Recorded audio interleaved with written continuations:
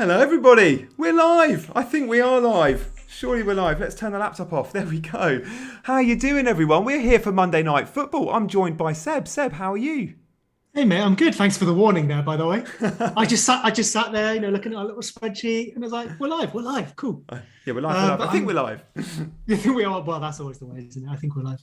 But I'm good, man. I'm looking forward to this. How are you? I'm really good. I mean, I'm slightly stressed, as you know, from our off-air shenanigans. For the first time ever. Smooth. Yeah, I think so. I hope so. For the first time ever, I've done a little intro sequence, Seb. So when we watch this video back, not that we probably do watch these back, but you'll see like the little Fantasy Football Scout logo, you'll see the guy kicking a ball, and then you'll see the screen fade to black, which is where I went wrong for a second, and now we're up, and the graphics took a little while to load, and now we're here. So, what do you think to the new graphics, guys? Let us know in the chat. Loads of Oh, you. you know Go what on, I want to Seb. know? Yeah. The thing I was asking you beforehand. So both teams here, we've got a 4-2-3-1. Yeah. We can have the pivot, so like Ndidi and Tillmans. We can have them in the centre mid position where they are now, or in the DM position, which obviously fills in that little gap you can see between the defence and midfield. Let us know where you reckon they're best. We reckon they're best there, but what do you think looks best? It's slightly easier on the eye with how it is now, but you could argue, I don't know, Declan Rice should be much deeper because he will be much deeper on the football pitch, and maybe Ndidi. But then you could go, I don't know, Tielemans, Souček, box to box. So, yeah, it's going to be an interesting one. Let's see what you guys say. Guys, thank you so much for all joining. Rataka says the graphics are great. Az says you did it, Gianni. Thank you, Az. I did with your help. Louis says Gianni's still doing the graphics, ... That must be because you saw the dodgy intro sequence. Good shout. Steve-O says, tapping my watch. Yeah, apologies. We are a couple of minutes late. We haven't missed kickoff, though. And Kev Mack is with us. Kev, I know you were working till late, so I'm glad you could join because you were thinking we might have done the game yesterday, but I didn't fancy doing Chelsea-Arsenal. And I actually think there's way more FPL interest in tonight's game, right, Seb? You got any Leicester-West Ham assets? So I've only got Antonio, but I think you might have said this last week. This early part of the season is cool because it's not, of course, it's about watching our players and getting points. But it's not just about that. Game week 36, all you want is points. Everything else is gone. You need the points. Right now, okay, I've only got Antonio, but I'm here to watch some Benrahma, some Maddison, some Ricardo Pereira, whoever it is, and see if they look good for my team in the future. I think scouting is the way you put it last week. I'm very happy to do that. And if Antonio gets sent off and Benrahma scores a hat trick, okay, that's gone badly for me. But that's good information that I can apply in the future. Yeah, exactly that. I'm thinking it really is scouting. Like this part of the season, like we all watch games slightly differently at the start of the season. Certainly, if you're there for match of the day, my match of the day is literally scouting. I'm there, like going, almost making mental notes each time, going, oh, that player's now on the watch list because he's impressed me. Come game week 36 or 37, that just doesn't cross your mind. You have your plan and you usually stick with it. What are our hopes and our predictions for today? So I love that you nearly said hopes and dreams. hopes and dreams as I'm watching Antonio walk out the tunnel to loads of bubbles. It was just there. But what I do love the blowing bubbles. I like the bubbles. Yes. I like the bubbles and I like the stadium and I like the fire. I don't like the distance to the pitch. It reminds me of games in Italy. It's so far away. Fair. It's nice, like where I live. It's literally just around the corner in Olympic Stadium. Really? I used to. We've moved recently, but I used to walk literally under the Olympic Stadium to work every single day. That was cool. My walk to work. It's nice. It's really nice around there, the park. And all that. Yeah. So go on then. What are you thinking today? Do you fancy a home win or do you think Leicester could get something? It's an interesting one. We did this match, but I think, was it in reverse last season? I do remember I remember thinking like, oh, maybe it could be relatively cagey, like two well-matched teams. This was when West Ham as well had a good season and were up there, looking for Champions League. Leicester obviously in that mix as well. And I think we thought it could be tight. And then it very quickly wasn't. I think it might have, I won't recall this properly without looking it up, but it could have been 2-2, 3-3, something like that. I feel like it could be one of them again tonight. Like both teams might go into it looking to be solid, but if they both attack it, we could get some early goals and maybe a few more throughout the night. Was this the game, Seb, where I think maybe Leicester had split strikers and were playing Vardy and Barnes up top almost, and then were dominating, and then West Ham came back? I don't know. Like you, maybe. I remember doing a watch along with you, and sort of Barnes was almost like a split striker, and it was so much fun to watch. And I was thinking, why don't I own him? Leicester did that against Leeds, didn't they? They had it was the Leeds Barnes game. Off and Barnes caused us so much trouble. It was the Leeds game. I mean, hey, there's every chance that could happen again tonight. We know Barnes is obviously going to look to tuck in a bit. Yeah, exactly. I think I've got really high hopes for Barnes. I saw people after game week 1, and I own Barnes and Antonio tonight, guys. Let us know who you're on. I know lots of people that were going, oh, should I sell Barnes this week? Should I sell Barnes? It was one blank, and he looked all right. Yes, he was hooked at 70, but that's fine. He's got Norwich next week. If Barnes impresses tonight, there's going to be. I think he could go up in price because of the Norwich fixture. If he doesn't impress tonight, I don't think he'll go down because of that Norwich fixture, but it'll be on people's minds. 2 blanks in a row. There's loads of players like Greenwood producing, Jota producing, similar price points. People might want to jump ship, but I'm very happy. He could blank tonight, and I'm keeping him for sure. Yeah, it's an interesting one, I guess. So I don't have Barnes, obviously, and he never really excited me that much, but I can totally get why he would. I feel like he's one of those players that might split people a bit, and so his stats from last season were kind of average, like good, but just so many players, had similar decent-ish stats. But I think the thing that really excites people about him is that, yes, he has okay stats, but he also looks great on the pitch. And I'm not discounting that for a second. He looks like he could add to those stats at any moment. He loves his shot, which we know we like in FPL because it's pretty goal-centric. But I just don't know if it's ever quite enough for me there. I could be eating my words in 45 minutes. But I always feel like I can give him a miss and, okay, he might look exciting, but it never hurts me too much. I'd probably rather... Ben Rama last week, he worried me. I don't have him. He's the player that I want my eye on tonight. Would Ben Rama worry you as much if West Ham came in late and got Lingard? Depends if it was Lingard from the weekend who came on and then I'm pretty sure got subbed off straight away, right? I didn't see him. Yeah, it's... Ben Rama looks like a different player this season. Like, he's had a season to settle in. He's one that I'm looking at going, did I miss the boat? Not miss the boat, should I have jumped on earlier? But I know in my heart of hearts, if I'd gone Ben Rama, I may have found a way of shipping out Antonio, which I don't think I would have gone with the double, which would have been the right call. But, I'm very happy with Antonio. The Antonio one is kind of like, so Ben Rama would partially be because I want West Ham attacking exposure. Yeah. Antonio is separate to that for me. I don't have Antonio because I want West Ham. I have Antonio because I want Antonio. Yeah. You loved his stats, didn't you? You had some good pre-season stats on Antonio. When he plays, he has like minutes per XGI, or XG at least. He's pretty much up there with like your Kane, your Vardys. Like, I know he gets injured, but he's fit at the moment. So I will take that. It's something like, off the top of my head, like 125-ish mins per XGI, which is basically the same as Vardy and just behind, say, like your Salah's on about 110, something like that. Yeah, very impressive. Game has kicked off. I'm on 16, 17, 18. I know we'll be behind, slightly behind some of you guys. Seb, what are you on? You're ahead of me, mate. I'm on 18, 19, 20 just now. Oh, wow. That's a treat. I'm always like a second behind you. So I will be bringing you up to date as soon as we see a goal. Love that. Guys in the chat, Skander says, Gianni, your boy Pereira might be a good option this season. Skander, Pereira is my boy. Absolutely. I had him at the end of last season. He really disappointed, but he wasn't fit. But yeah, he's definitely one to watch. And Castagna could, come in and play left back quite comfortably. He's played half his career at left back, so really nice fullback options. Leicester are in here, getting a touch. Harvey Barnes with the cross. Good interception there from, I think that's Dawson, and then Rice clears. But yeah, good start from Leicester. Been a nice little lively start, hasn't it? First 30 seconds to a minute here. Started with, direct play from the kickoff, and then Leicester got it and immediately came to the attacking third and looked to try and find space. Yeah, 2 early crosses from Barnes, not found their man. Yeah. But yeah, Jimmy says goals galore, hopefully. Loads with Harvey Barnes. Captain's in, watching us. Thank you, Captain. Loving the feedback on your graphics you'll see in the chat. Swat says the graphics look really good. They look ace. Louis Ashton points out that West Ham bench isn't the best. And you're right, you can see the bench there. They're perhaps like a little bit thin, but you still got the likes of your impact subs like Antonio doing good work here. Breaking away through the middle. He's come to nothing. He was looking to play, I think that's Ben Rama running ahead of him. Little high five between the two of them there, so clearly a nice partnership already. But Antonio shrugs off one man, goes round another, and looks to surge through the middle from well inside his own half. Oh, come on, Antonio. There's not many out there with Leicester defenders, I'm guessing, so we don't mind a Leicester clean sheet wipeout. Maybe Amateys, maybe? Yeah, that's a point. There'll be quite a few Amateys starters, although... Who will he be coming on for? Was there any big names that didn't start at the back, unless you had like a Chilwell or?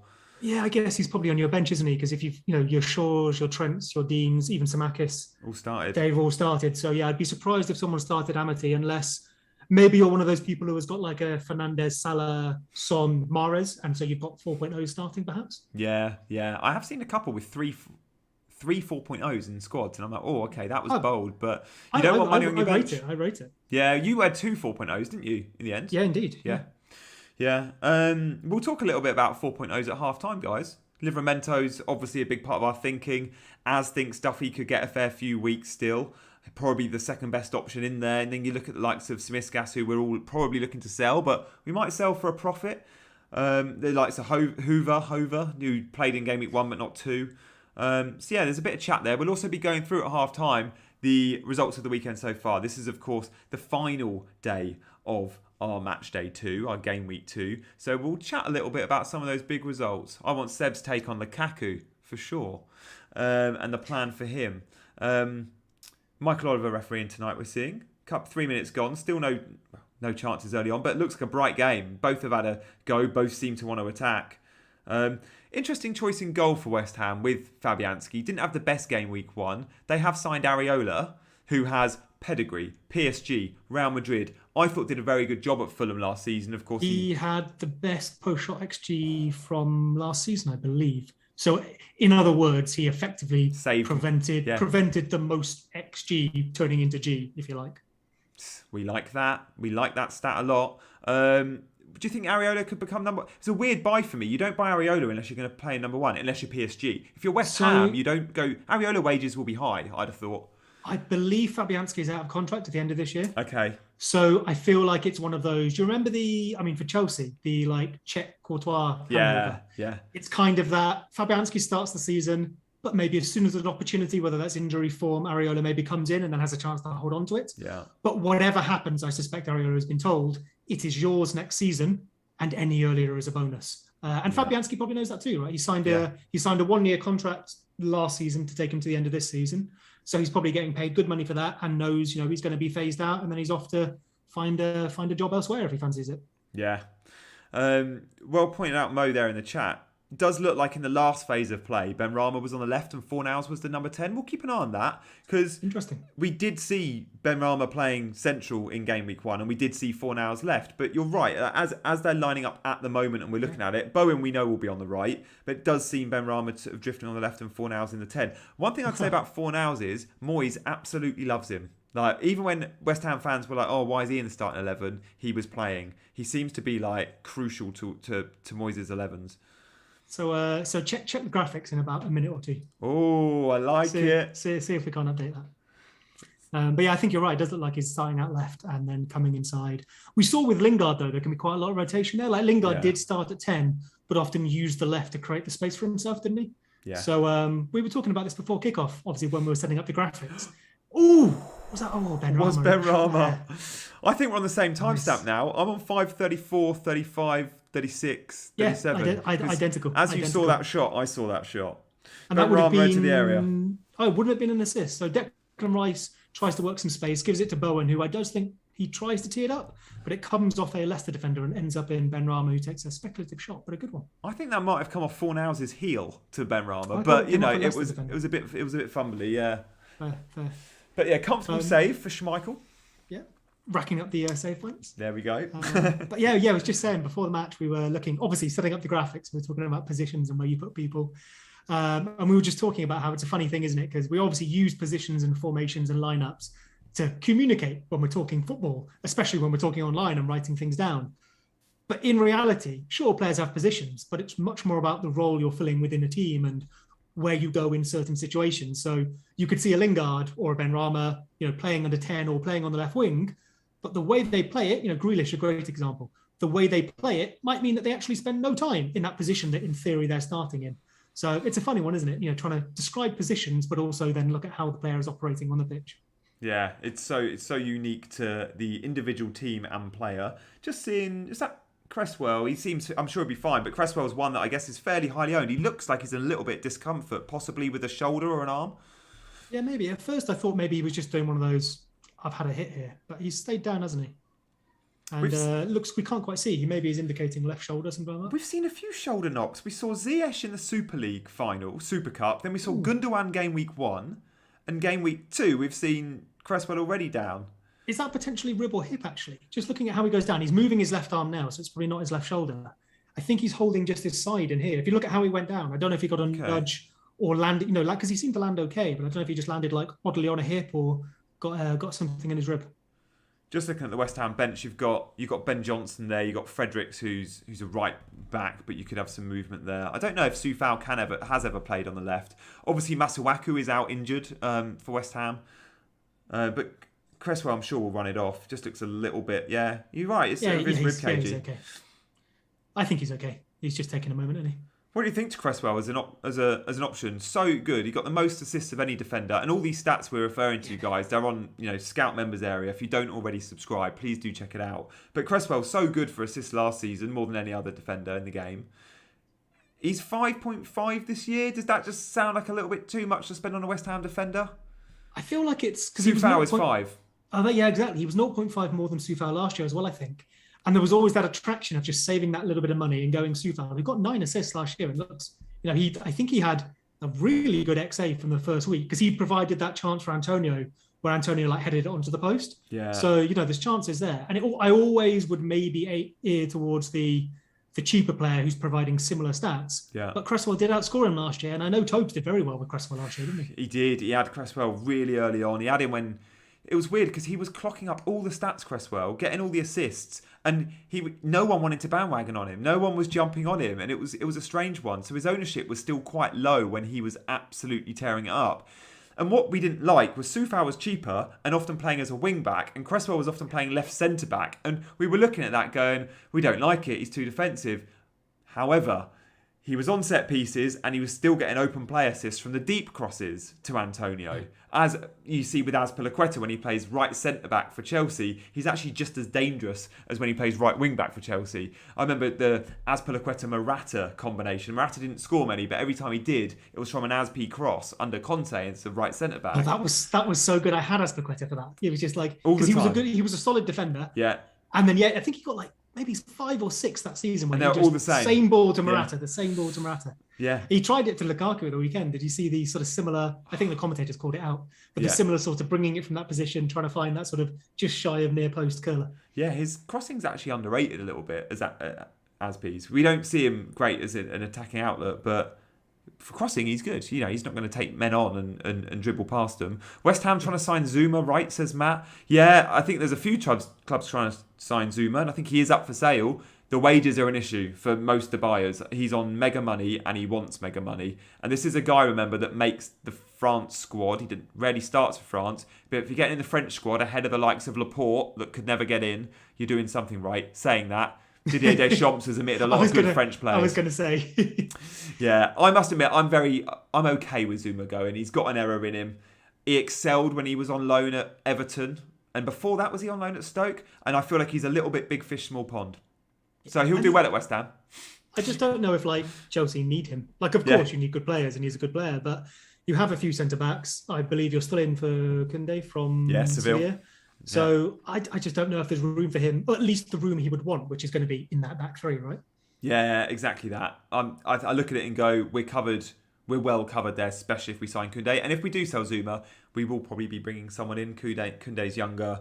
He's a bit of a baller, Koundé. He can play with the football, which Tuchel will like, and he'll play right centre back. And he's played right back as well. Yeah. I did think with the Koundé signing, does that mean Azpilicueta might get more starts at right wing back, and therefore does James suffer? But James looked so good yesterday. I still think James plays 3 in every 4. But opposite ends of their career as well, though, Azpi and Koundé, quite a bit like Fabianski, Areola. There's going to be some overlap, but then ideally your succession planning, I guess. Yeah. Speaking of which, just while the match is kind of just stuck in a bit of a midfield battle here, what do you make of Reece James, Gianni? Oh, so good. And there has been chat that, just watching it on the left-hand side, is it Maddison with a little run? But no, it looks like Souček's going to get back there, and Maddison goes down for the free kick, who doesn't get it. West Ham fans are all get up. I bet the atmosphere is absolutely rocking in the London Stadium tonight. And looks like West Ham will comfortably keep possession or clear. But no, Reece James, we were linked with Hakimi. Tuchel rates Reece James, of course he does. But I don't know if he's absolutely everything he wants in a right wing back. He wants someone that can take players on and dribble as well as cross. But the crossing from Reece James is as good as you'll see in the Premier League, I think, from that position. Yeah, Trent too, of course. But I think he's going to get bags of assists this season now, and Lukaku's in the team. you look at the crosses he's put in the last 2 years, how Reece James hasn't had way more assists. It's purely because Werner can't finish or hasn't finished. Lukaku's going to benefit so much from the Reece James balls. He's the best crosser in our team. Was it 18 months ago? His stats per minute were up there with Trent Alexander-Arnold, just only second to Trent. I think he might actually have been higher for success or attempted crosses, maybe not successful. And like you say, it was just because he didn't have the right person to aim for. Yeah, his XA was always sky high. Yeah. The only thing for me is just Soufal coming forward here. Speaking of attacking right backs, cleared away by Leicester, but that's why back to the Declan Rice goes for one, but miles over. Just to go back to the Cresswell Soufal thing, I feel like that's why I'm naturally just always more inclined to go for Soufal, because even looking back and now knowing that last year Cresswell was the slightly better option, predicting goals from set pieces feels tougher. And when I'm watching a match, seeing Soufal getting forward, seeing him putting those balls in, I just feel like there's more opportunity there for future returns, never mind past returns, even if I keep getting proven wrong by that. I know, it's a funny one. And I look at it and go, what if Moyes goes back to the back three? Then we get him even deeper, so he's got lower chance of the open play assists. But then you also should go with West Ham, possibly. The set-piece threat is so big because Souček and Dawson, who's not the tallest centre-back, Dawson wins every header. I don't quite understand how. He must have the most amazing hang time and leap.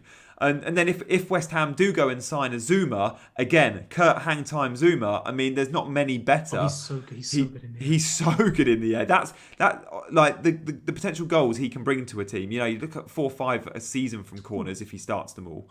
If he gets a lot of starts. Just that little ball there from Tielemans. It's not necessarily come to anything yet. Through the lines. Brings it down the left. Barnes is trying to trick his way into the middle, but not really getting anywhere, and the ball's cleared. But that ball from Tielemans was awesome. Just very, very neat. Yeah. But took out about 3 West Ham players precisely into Maddison's feet, about 25, 30 yards away. There's very few players in our beautiful Premier League that I can compare with my favourite sort of 11, say my Italy 11. And I watch Tielemans and I can go, Verratti does that, and not many can. He reminds me of Verratti so much. That ball is a Verratti pass, and most don't see that. He's always got his head up. Yeah, maybe slightly more of a sort of passer than how to say Verratti. Obviously, will dribble a bit. Yeah. But I mean, you could pair them; it'd be quite nice. Probably, actually, maybe in Ndidi's better. But I definitely think, if he fancies it, if the career goes in the correct way, I would see Tielemans at a Real Madrid. If they needed a Toni Kroos, not a literal replacement, but a midfield replacement. I know they've got, obviously very good players as well, Valverde there as well, but he would not be out of place in Real Madrid's team. Yeah, there was talk when Ronaldo left Liverpool that Liverpool would be in for him. I'm not sure Liverpool can actually afford him. I think you'd be looking at 60, 70 million, which I don't think, yes, Liverpool can afford. Antonio had a shot there. It's well wide, but for a second, Schmeichel just leaves it and watches it go. And because of the distance between the pitch and the stands at the Olympic Stadium, it looks like it just goes into this open space, which I thought was the net for a second. Oh, it's so well. He picks up on the halfway line on the turn, and he bumps Ndidi quite nicely. And the shot's way off. It's a bad shot in the end, but he's off balance slightly. Yeah.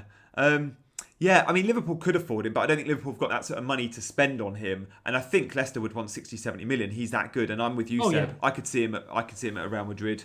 Although, maybe it's not a Real Madrid anymore. Maybe we should be saying I could see him at a PSG because, when we talk about mega signings, it seems that for the time being, your Real Madrids and your Barcelonas perhaps aren't going to be in the game when we talk about that tier one. It's your Cities and your PSGs and possibly even your Chelseas and Uniteds if we're talking about linked clubs.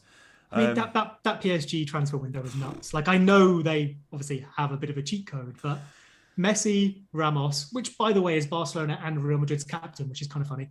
Hakimi, who else have they brought in? Donnarumma. Wijnaldum, Donnarumma. That's ridiculous.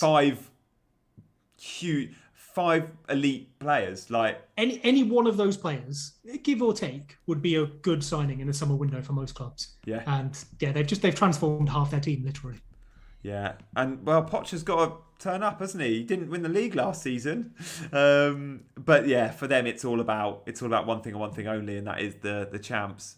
And hey, with Ronaldo requesting to be left out yesterday for Juventus, there is talk, and he came on off the bench. Harvey Barnes in down the left here.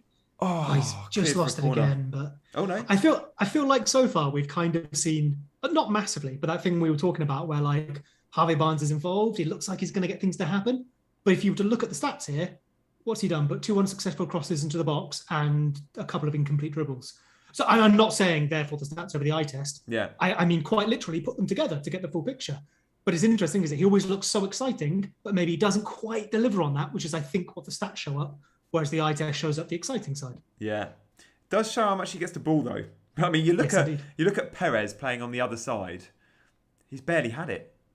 I'll be honest. Like, I don't want to do Perez a disservice, but you got to feel like his days are numbered in this team.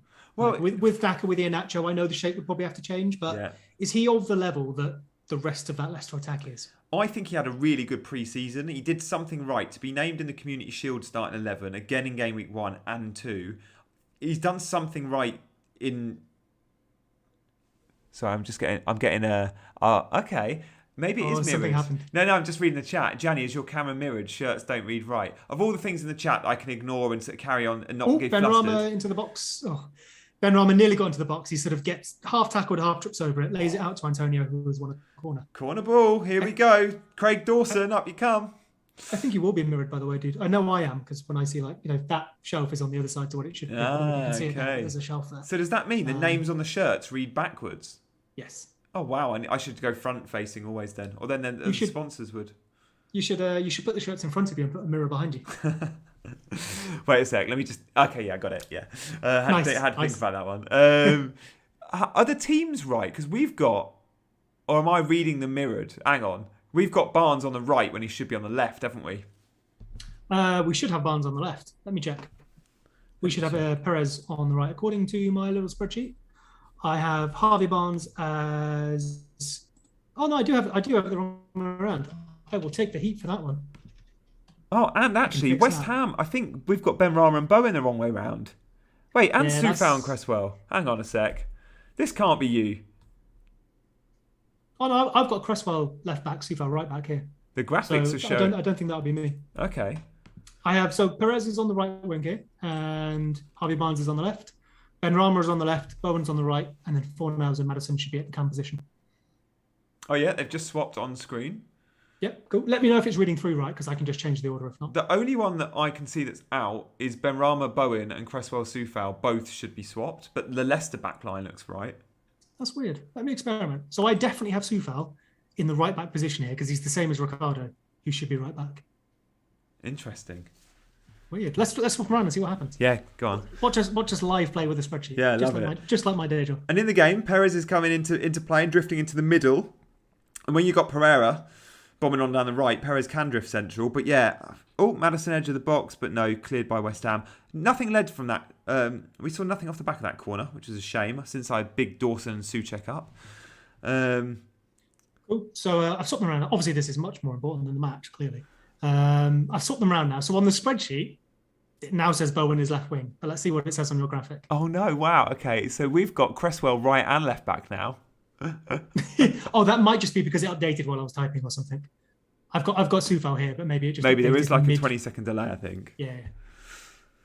Watch this space. It's weird with West Ham when it being linked with Zuma when they have another young French centre back in Diop on the bench. What do you think to that, Seb? When he first came to West Ham, his first season, off the back of that, he was linked with United, big club. He was amazing. I think he's a former France under-21 captain. Antonio winning the ball really well on the halfway line. Antonio and Didi is a battle I love to see when Antonio comes to try and find the ball. And Leicester are now on the attack with Pereira. Plays in Perez, who's got a bit of space. Ball. Oh, it's the wrong cross from Perez, that. Easy keeper's ball, isn't it? Yeah, without looking, he's just gone, I'll try and find an area. And I'm not sure he's even quite found the area. But great run from him. Yeah, really good run off the ball. I was thinking, obviously, a minute ago, maybe criticising Perez. It's interesting maybe just to watch him for a minute and wonder, is there something he's doing we're not seeing that Rodgers wants in the team? Whether it's, working back or providing, even something as simple as like, if, for example, he stays really wide on the right, maybe that allows Maddison and Barnes to drift around because it pins a left back, something like that. Sometimes there are things that a manager will want from a player, a bit like Bielsa with Bamford, that don't immediately come off to us when we're watching because we want goals and assists, but it makes the system work. Yeah, he's got to be doing a lot right, and maybe it is system specific. He's nearly found Vardy there. He tried a through ball to Vardy that was just cut out.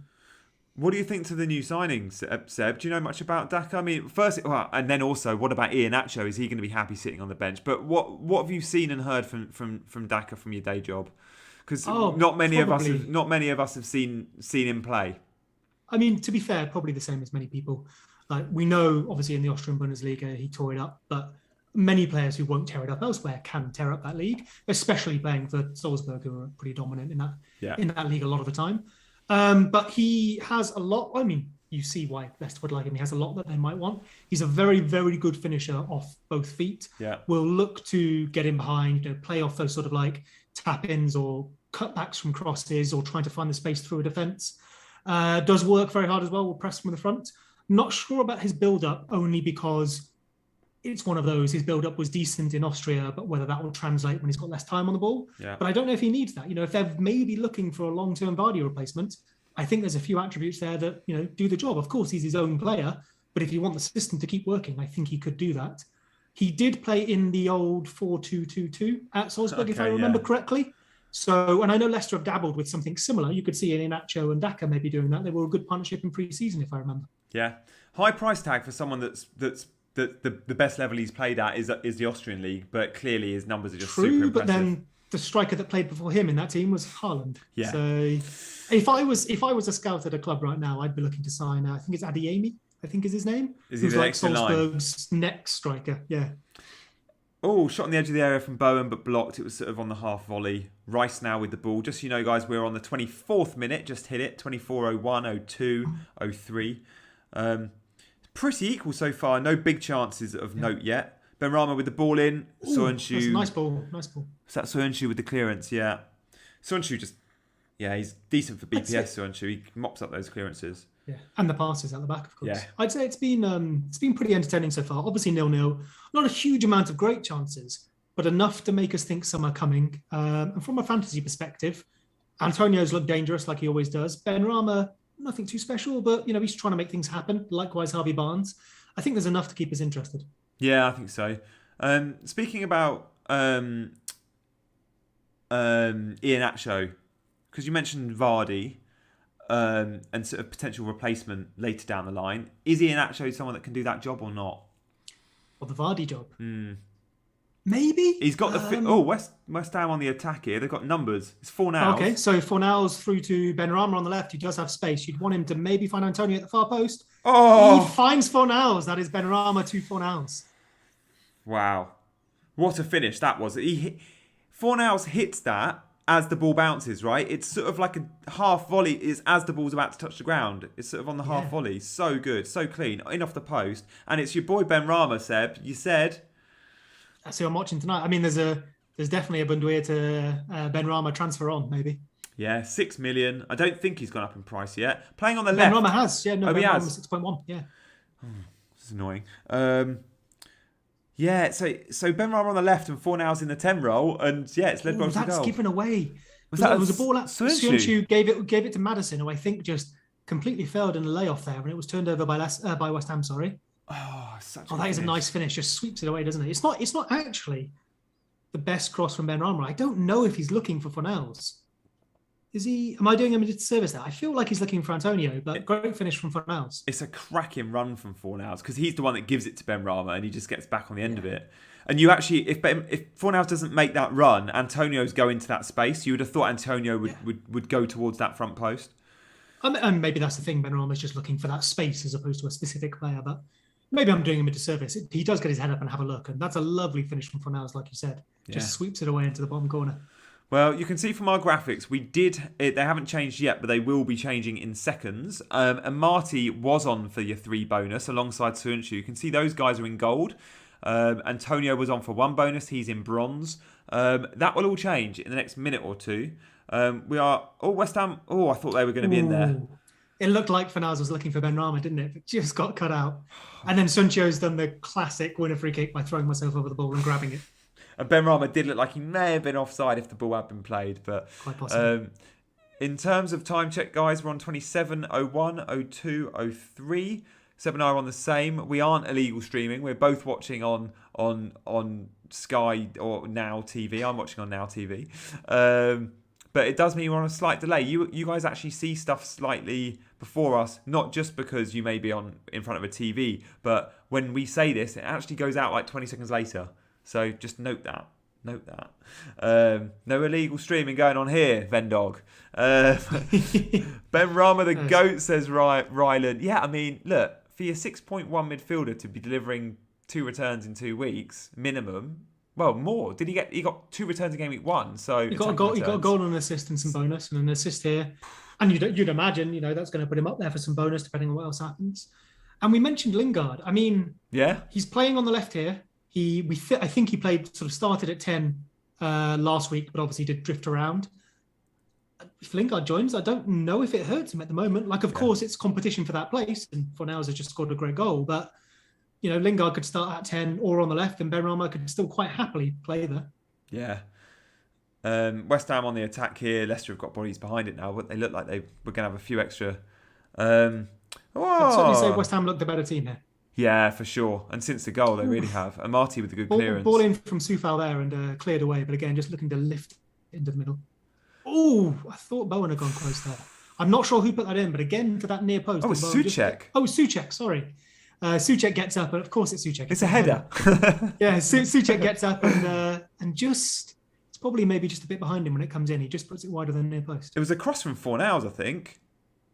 Oh, it's good. It's a good header. He gets a lot of power and it just puts it a little bit wide. He wins everything, doesn't he? Miena is watching from Canada. Miena, how are you doing? Glad you can join us. Seb or anyone, can you understand why Moyes moves Fornals to a 10 for this game? Some tactical reasoning, maybe? I mean, it's worked, what we've seen. But yeah, after Benrahma did so well against, was it Newcastle in the 10 role and Fornals on the left, what may have been the change, do you think? Is it trying to attack? Can Benrahma exploit Pereira going forward more than Fornals can? Can Benrahma get in behind Pereira more than perhaps a Fornals? I'm just trying to think about shape as well. Maybe so what were Newcastle? I'm trying to think, I think they moved to 3 at the back at one point and were also a 4 at the back. But with Ndidi and Tielemans, that's much more of a traditional double pivot, whereas I don't know if Newcastle were playing that. So is there the kind of idea of you want a Fornals slightly more traditional 10 as opposed to the runner in Benrahma?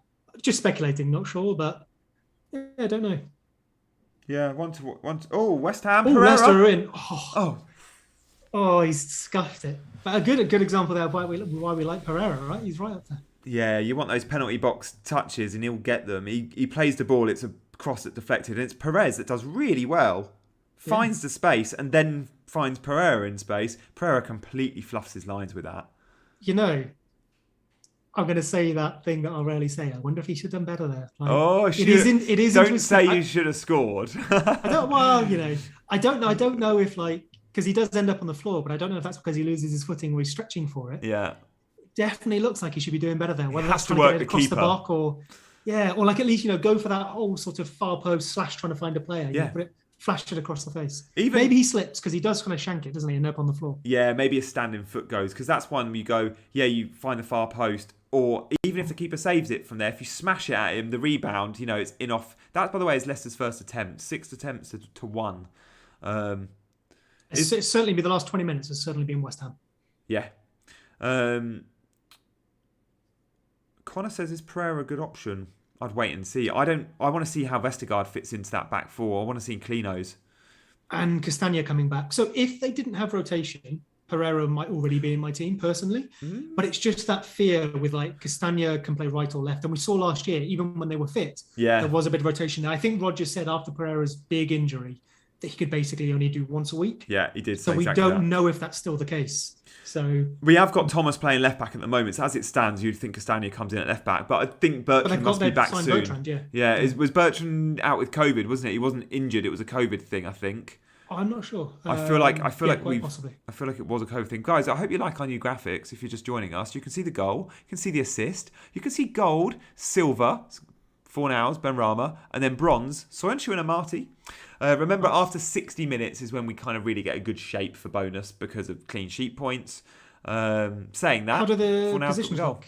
Do they look in the correct position? Yeah, everything moved. So Cresswell is now at left back, Soufal at right back, Bowen is right forward, Benrahma left forward. So no, all very good, all accurate. That's so weird. So on the spreadsheet, I have Cresswell and Pereira next to each other, both in the right back slot. It's worked. I wonder why. I wonder why. Maybe it's maybe pulling through just mirrored positions. Well, I'm glad you're doing it, Seb, because I'd be in a right state. You've done great, mate. You've set all the rest of it up with a bit of help from Captain Anaz. Yeah, thanks, guys, if you're watching. I was actually... good play Leicester there. are in here. Oh, no. It's a lovely little interplay from Ricardo Pereira and James Maddison. Yeah. Comes to Ioz Perez. He's got players around him, but it's the centre of the box. And I don't know if he's looking for a shot or trying to find that far post. But he doesn't really do either, does he? He just scuffs it. Yeah, lack of composure. Just he didn't have time, but he had enough time to kind of get his feet right. Yeah, I think that is a shot. Vardy's hanging at the far post, but yes, doesn't reach him or doesn't get anywhere near the goal either. Vardy, who by the way, as we've barely seen, I'd love to see Vardy's touches. It'll be something like 4 or 5. We've seen Barnes involved early. We've seen Perez involved of late. Vardy has very little service. Came up about 10 minutes ago and he was on 3 touches. Did it? I didn't see that stat. Although we know that's how Vardy can play, right? You know, he's not that involved necessarily until the ball is in the even 6-yard box. Yeah. Louis Ashton, that assist put me on 80k. Not too bad, Louis. That is a wonderful start. Nice. It's a cracking start. Similar. I was on 60 something before today, but that Benrahma assist will be hurting me. Don't look so surprised, Seb. I was happy for you. Thank you. To be fair, I only looked at the rank because I needed to for a team review I'm doing with Scout to send it to Az. But I genuinely don't look at rank for the first 15, should we say 20 weeks? What's the point? Although when you're doing well every single minute of every day, and I can tell you, doing like content in this community, whether it's active on Twitter or videos like this, it's a much better place when your rank's healthy. Trying to do it last season was painful at times, and I put a brave face on, and I was all fine about it. But I realised off screen a lot. I was like, this isn't fun. But doing it with a good rank is such a better place. So I mean, hey, there's people by definition, there's going to be people with ranks all over the place. It's nice to have a few different perspectives, especially when in any one instance it can be indiscernible whether it's luck or skill. You probably don't want everyone just Speaking of West Ham set pieces, it's my boy Dawson. Is that Dawson? Yeah. He's like 3 inches shorter than the tallest players on the pitch at any given game. He's probably, 6'1", 6'2", max. And he wins every header. It's his movement. You look at that. He's the furthest West Ham player back in the box. He goes in, he comes out, he runs in between them, loses a marker. And just arrives there a little bit under the Leicester player. Great delivery, as always. I'm guessing that was Cresswell. Nahal says, you're going to hate this, Seb. Dawson should have scored that. I don't hate it. I disagree, but I don't hate it. Sorry, hate's a strong word. Nahal, I'm not with you in this instance, but I'm often with you. I say casually a lot to Seb, he's got to do better there, or he's got to score that. And Seb often points out, well, you look at the XG there, you look at the number of times a player scores from that position, and actually it's probably far lower than we always seem to think as armchair fans as we are tonight. But yeah, we hear it a lot, don't we, Seb? When actually, it's often there's a lot of variables in play, and it's actually very difficult to score a goal. Just to call this out now, because we can see it on the screen. If you look at how Leicester are set up, there's almost a back 3 with Thomas, Ciencio and Amity.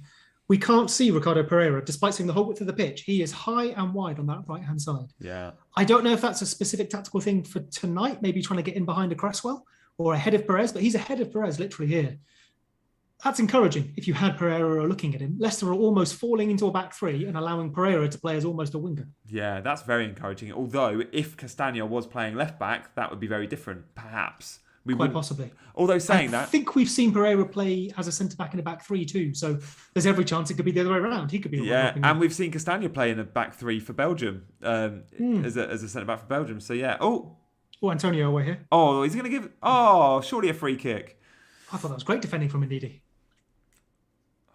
Yeah, to be fair, the appeal wasn't strong, but that would have been a really dangerous position for... Who's on free kicks from that angle? Benrahma, you'd think, or would Cresswell take it? Well, yeah, for now, it's Cresswell. Fairly central, isn't it? Who's on pen, Seb? Antonio missed the last one. Noble's not on the pitch. That would be interesting to see if we get a pen tonight. I've not seen any interviews on it or anything, but I guess... And did Antonio win the penalty? Oh, I don't know. Maybe without your Mark Noble on the pitch, maybe that influences it. Because we've seen Declan Rice take them probably more consistently than everyone else. Yeah. So maybe it's just one of those Antonio won it, so we got to take it.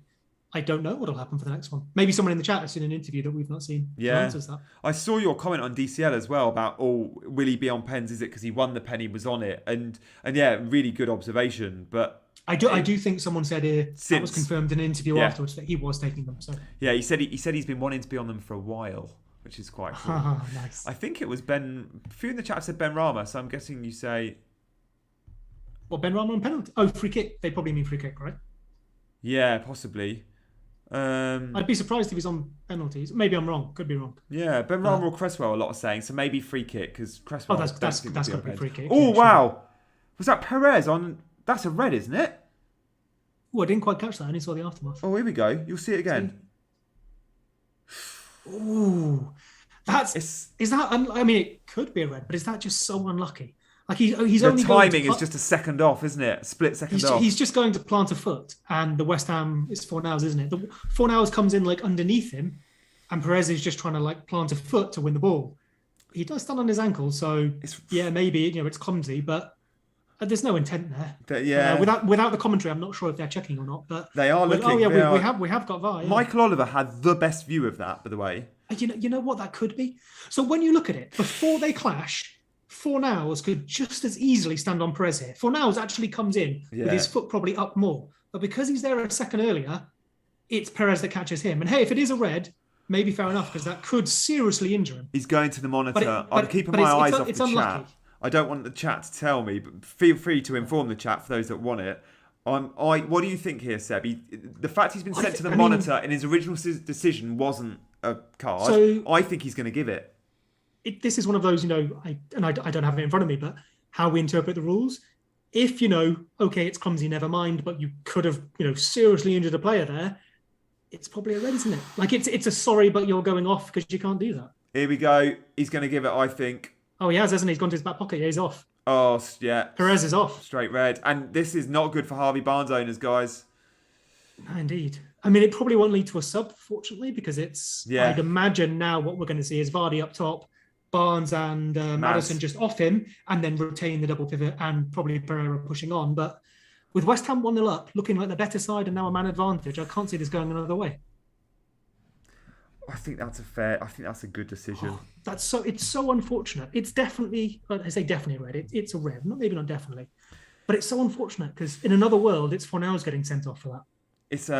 It's just unlucky, but it is dangerous. It's unlucky, and it's the fact that it's Perez. I think was probably part of the reason why nothing was given originally. Like he's not the sort of player that does that. Yeah. And I know it's easy to say, well, no one wants to do that. Well, some of your centre mids in this game make those tackles quite often, or very, very on the line. Perez doesn't.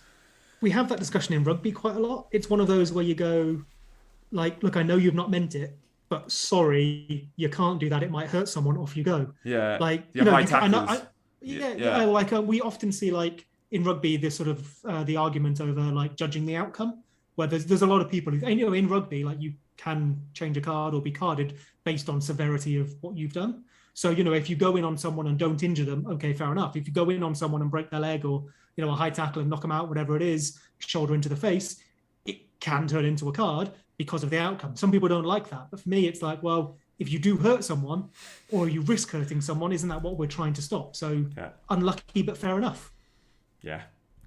Chris Smith had to send him off. No choice, regardless of intent. It's dangerous. Yeah. I think that's well put. More succinctly than I put for the last 5 minutes. I just saw the replay, what built up to that, and it was a Schmeichel pass to Perez, who probably didn't want it. It wasn't the best ball. And Leicester have been guilty of that a few times. Leicester gave the ball away for West Ham's goal as well. Yeah, exactly. Yeah, Soyuncu with the ball out. There was I just saw a shot of Rodgers. Iheanacho was on the bench. Oh, ball comes in. Yeah, it leads to nothing. Such an aerial presence there because you've got Rice plus your centre-backs, plus Souček, plus Antonio. You've got... And Cresswell, who can literally pick one of them out. Yeah. And I just wondered, I saw Rodgers on the bench and I just saw Iheanacho and he was sort of like starting to sort of move in his seat. I was like, surely not. But maybe, I don't know, could you go front two and take a Barnes or a Maddison off? But maybe that's a little bit dangerous for now. You probably just do it with what you've got. Yeah, you keep calm, carry on until the 60th minute, I think. Yeah. I mean, I feel like what we're going to see here is Vardy will retain that, lone striker role. And then Maddison and Barnes are just going to have to do the job of 3 effectively in that attacking midfield position, maybe rotate a bit. Yeah. And there's going to be emphasis on Pereira to get forward, but also, I guess, fill in at right back. So on our graphics, how do we change it if Perez has been sent off? We can see there's a minus mark, so that's good. That tells you something. I could delete him, but then you wouldn't see the minus. I wonder if we just have to leave him. Yeah, I think we leave him. Because I don't think I can fiddle with formation. Only the players in those formations. Yeah. If captain's in here, open to suggestions. But I think it's better to have Perez on the field with his minus points than removed entirely from the lineup. Yeah, and with -2, for those real FPL enthusiasts, you will know if you're on -2, there's no way of getting that unless you've been carded or missed a penalty in the first minute, maybe? I don't know. Before you've reached your appearance points. What'd you get from Miss Pen? 2? I think it's -2. Yeah, so it'd still be on -1. It's -3 for straight red, isn't it? Yes. Let's have a look. It is -3 for straight red. Ah, cool. You know better than me. Still check, but... Oh, Fornals is in! Antonio! Oh, blocked! That was I wanted to see that curl to the far post. Oh, he went for the Thierry Henry, but blocked. Successful passes. Antonio 5, Vardy 7, Soyuncu 61. Excellent. Nice. You can see where the play's been. Leicester, West Ham fullbacks, Cresswell and Soufal might get some nice space, actually. Now Perez is off, and effectively 2 are doing the job of 3. Souček on the edge of the box. It's all West Ham, as you'd expect. Especially now, they're 1-0 up, 10 men. Leicester will do really well to get anything from this game now. Yeah, -3 for red, isn't it? -3 for red, yeah. So, yeah, -2 for this pen. And also, he'll be out for 3 games, minimum. Again, need to check that, because is it, I guess, violent conduct, which is 3? Yeah, unless, nothing would be given on top of that, right? It's not... Oh, no, I mean, I was talking the opposite, because some straight reds are...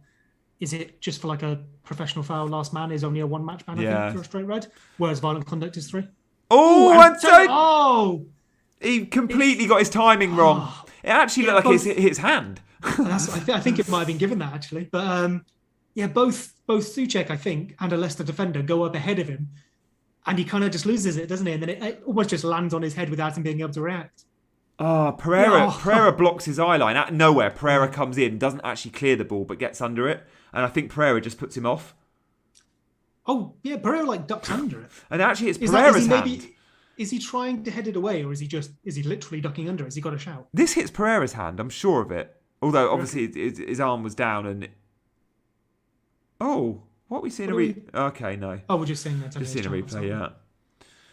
Fornals very involved. Which again, Fornals, not created by him technically because it was tackled, but if you had to pick between Benrahma and Fornals just for tonight, I'd almost go Fornals. I think he looks like West Ham's best player going forward, but Benrahma's done very well as well. I love that. We've had in the chat, John said, obviously in relation to Perez, why else would he be on -2, right? And which is what I said. John replied with, he could have been booked, missed a pen, and subbed within the first 59 minutes, and he'd be on -2. Very good point. This is good FPL chat, trying to work out why someone's on all the permutations of why you could be on -2. Yeah. I'd Rooney captain when he missed a penalty and got red carded. There was maybe something even worse on top of that. That is bad. I think keep Perez on, says captain. Yeah, he'll try and change him to red. Oh, nice. Well, if you can. If not, I think it's pretty obvious. But we are loving the graphics. We're loving being able to see all the scores from the weekend because, we want to talk about that at half-time. The current points are great. The gold, silver, bronze are brilliant. And we got the goal and assist there. Happy days. Guys, you can tune in every weekend for these. Sorry, Seb, go on. No, I interrupted that was rude of me. Sorry. Thank you. If we've got a captain here, a bit of live, behind the scenes discussion. I was wondering with how we have like the ball in from West Ham, free kick again there. Nothing's come of it. Maybe a corner, I think actually. But yeah, we know we've got the gold, silver, bronze for bonus. I wonder with Perez being sent off, if we could change that to red and yellow for yellow and red cards, and do something else for bonus. Ah, yeah, okay. So you could highlight player names if they're on a yellow or red in yellow and red. Perez has just gone red. Wow, that looks awesome. Oh. So actually, nice. What he's done is rather than the name, it's the circle. So you could stick with gold and then have that yellow circle. Nice. But that red circle looks brilliant. You could be on -2 for an own goal and a booking. Very good point, JC. Got that on goals, nice. Do we think Leicester's going to score? Says Charlotte. I'm not sure, Charlotte. I can't see it at the moment. They've had one attempt. Attempt, and they're down to 10 men. What I would say is that this is definitely West Ham's match. If anyone's going to score, they will score, and Leicester aren't getting back into this, which means 2-1 Leicester. 2 late goals, Vardy and Barnes. Yep. Or 2 Vardy pens or something. I mean, I guess obviously I'm kidding there, but half-time now, Rodgers is going to get Leicester in, possibly change their shape, maybe make a half-time sub. Yeah. If anything's going to change, it's now. He's going to be able to get his team in there, talk to them, and work out how they're going to approach the second half with 10 men. So what we're seeing now might not necessarily be indicative of the second half, but I think all West Ham have to do is try and keep this up. Really, it is their game. Yeah, we could. I think Iheanacho will be the first sub on for Leicester, but we shall see. What do you do if you're Leicester then? So they often go to a 3. I take Maddison off because he's the luxury. You need Barnes' pace because you're going to be playing on the counter. Sure, but you obviously then need. So you've got, if you take Maddison off for presumably Iheanacho, you have basically one ball progressor, I guess Pereira. So you've got Pereira and Tielemans to try and actually move the ball through the thirds.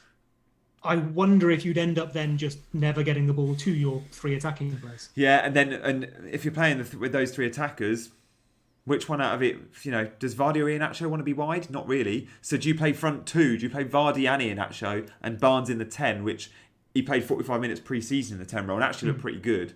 But then where's your width? Well, Pereira, sure. Thomas has got to have that whole left-hand channel to himself pretty much. I don't know. Against Soufal, who we know likes to bomb on. Yeah. So, yeah, you could be a bit lopsided with it, couldn't you? I wonder if you if you go 3 at the back with it. Or does Maddison stay on and play in the middle? He's one of your ball progressors. But then you're not taking Ndidi off, are you? Oh, we've just had a half-time here as well. Yeah, okay. Yeah. I wonder if the 3 at the back could work with trying to look at, I don't know if Luke Thomas is as good playing left wing back, because you rely on him attacking a bit, but maybe you sub him for, I don't know, even a Dennis Praet, something like that. Yeah. Try and look to, absorb it in the middle, use the width to attack, and then you could have your either Iheanacho or your Maddison with Barnes and Vardy up front and try and just maybe, look to get it around the sides like that. Yeah. You mentioned Dennis Praet. Is he on the bench? He is, yeah.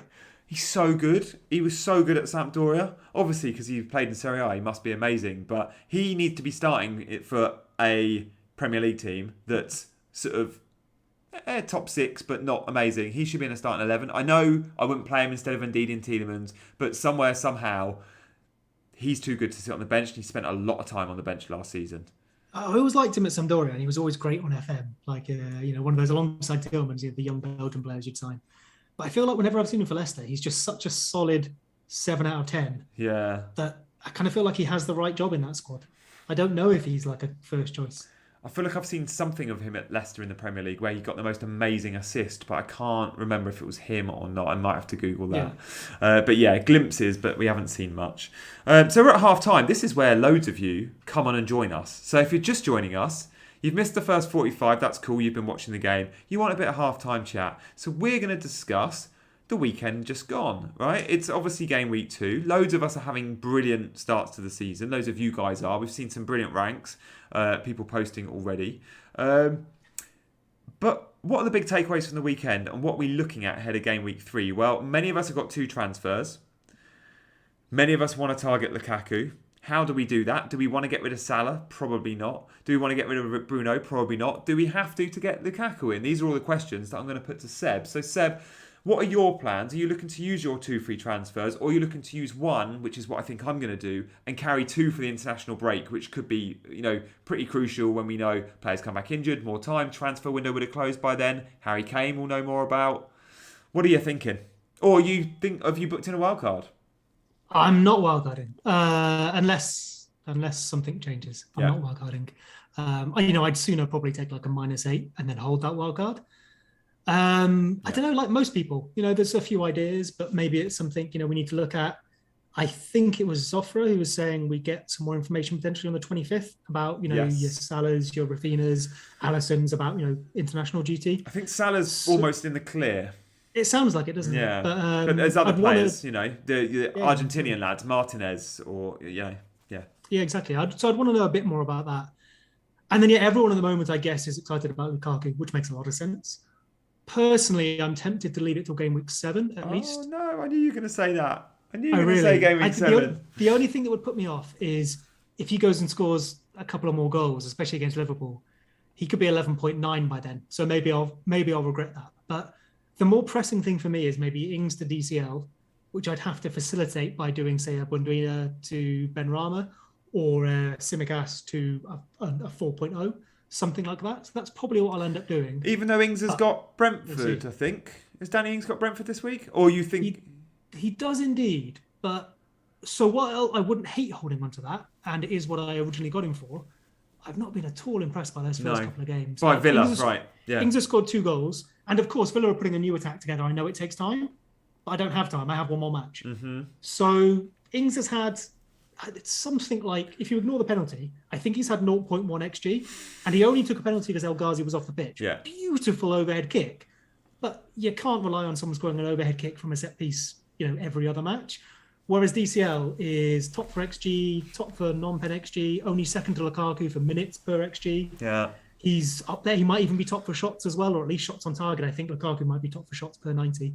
So I had mentioned Lukaku a few times there, but between the two, one is a lot cheaper, one is an easier swap for Ings, and one doesn't have Liverpool and City in the next 3 or whatever it is. So I definitely want Lukaku, and I want Mason Mount too, but I'm happy to wait. What about you? I think Chelsea are fixture proof. I don't know if Lukaku's fixture proof, but I feel like if Chelsea are, then Lukaku is. Chelsea didn't score many goals last season against weaker teams anyway, and they did beat a lot of the good teams. So in that way, I feel like Tuchel's Chelsea have been fixture proof until, current day. So I really want him in. And I think my only way of getting him in without disrupting my squad too much is to sell a Salah or a Bruno. I simply can't have the 3 of them and Trent and then my nice 7.5 Antonio or my 8 million Ings, because there's loads of good players this year around that price point. Greenwood, he's not going anyway, 7.5 million. I can't have those 7.5 luxuries, and they feel like luxuries this year if you want all those premiums, right? Because in years gone by, I'd go, I can have 3 premiums. There's loads of 5-6 million players I like. Put them instead of your Greenwoods. But actually, I can't do that. So I want Lukaku. I definitely want him from game week 7. I want to experiment with trying to get him before that. I don't think I'm not going to have him for this weekend. I'm thinking game week 4 onwards, right? So I'm set for my game week 3. I'll probably have to make one transfer so I don't lose it. It will probably be Simiskas out for Livramento, it will be a boring move. Do you not have Livramento? No. Oh, I only have one 4.0.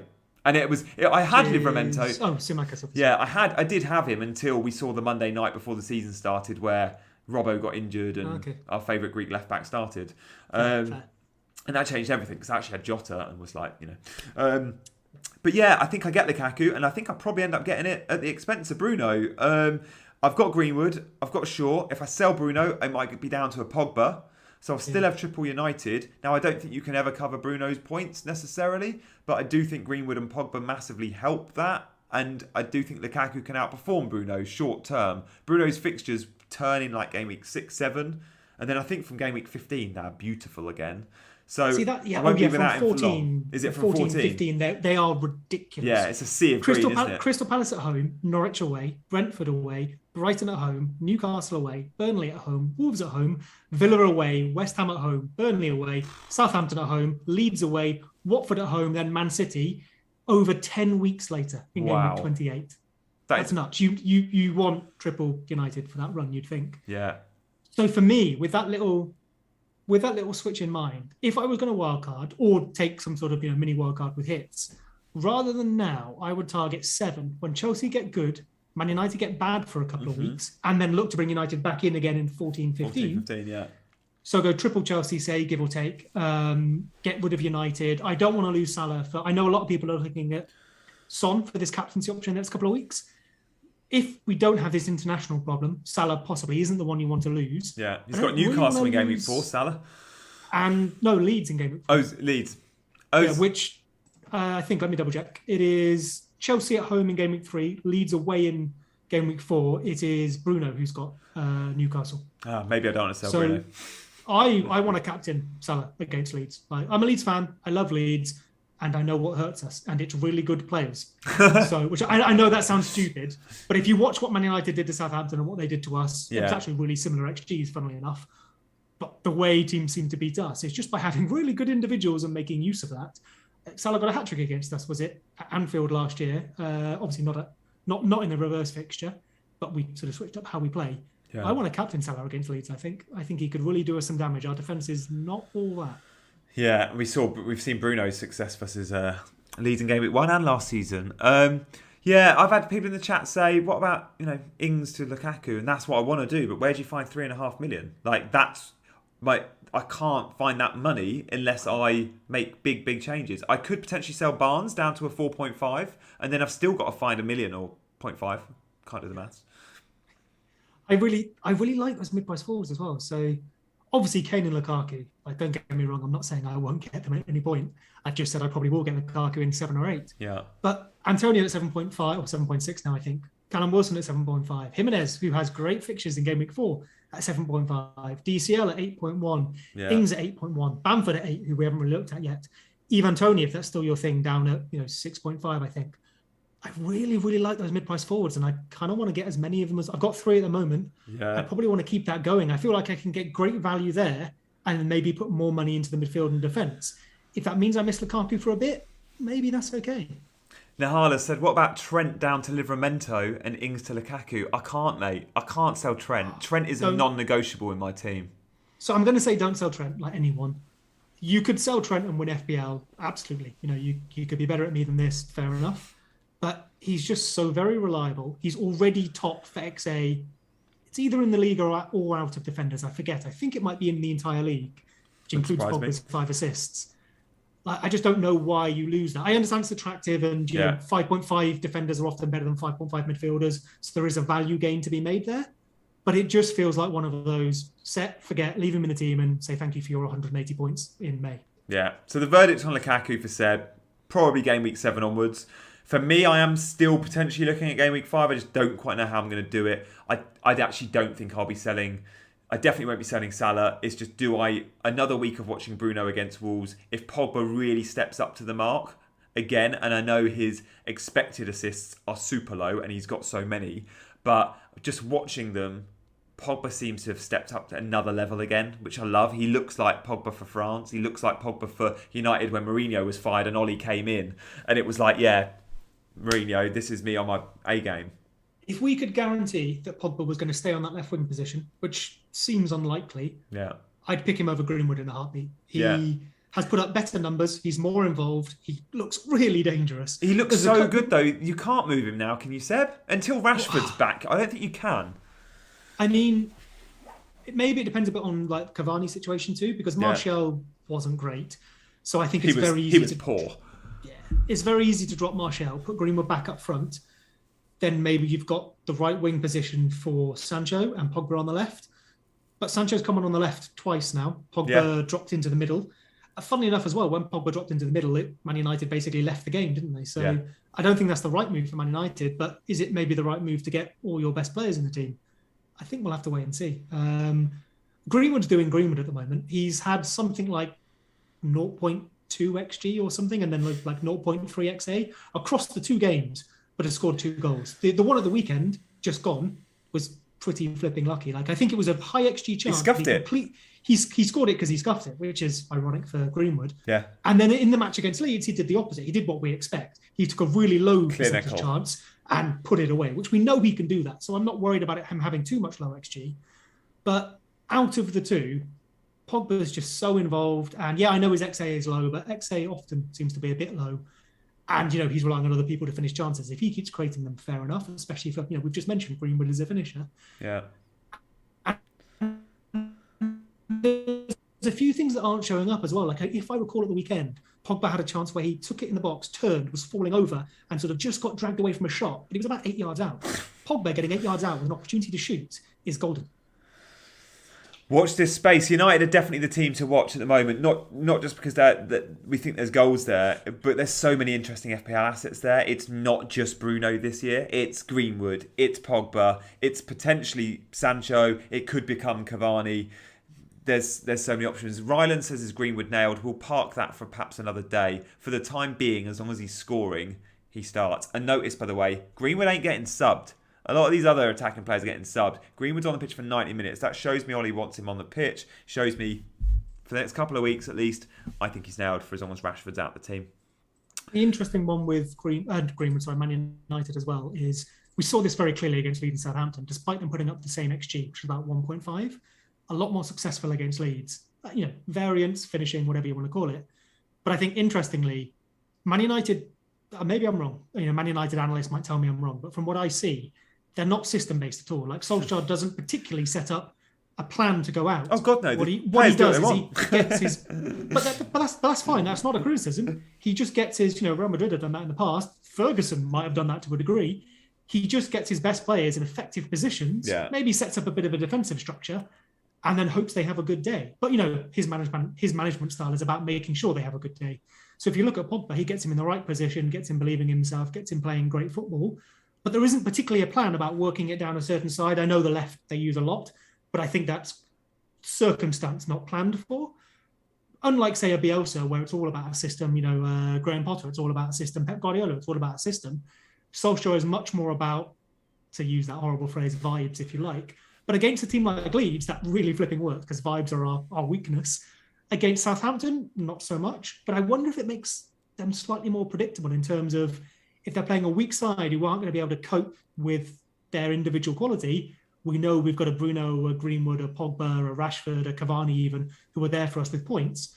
And then when they come up against sides who are more system-based or just better sides, we could maybe leave Greenwood out for a few weeks, which comes back to my thinking around, that run where they've got poor fixtures. Yeah.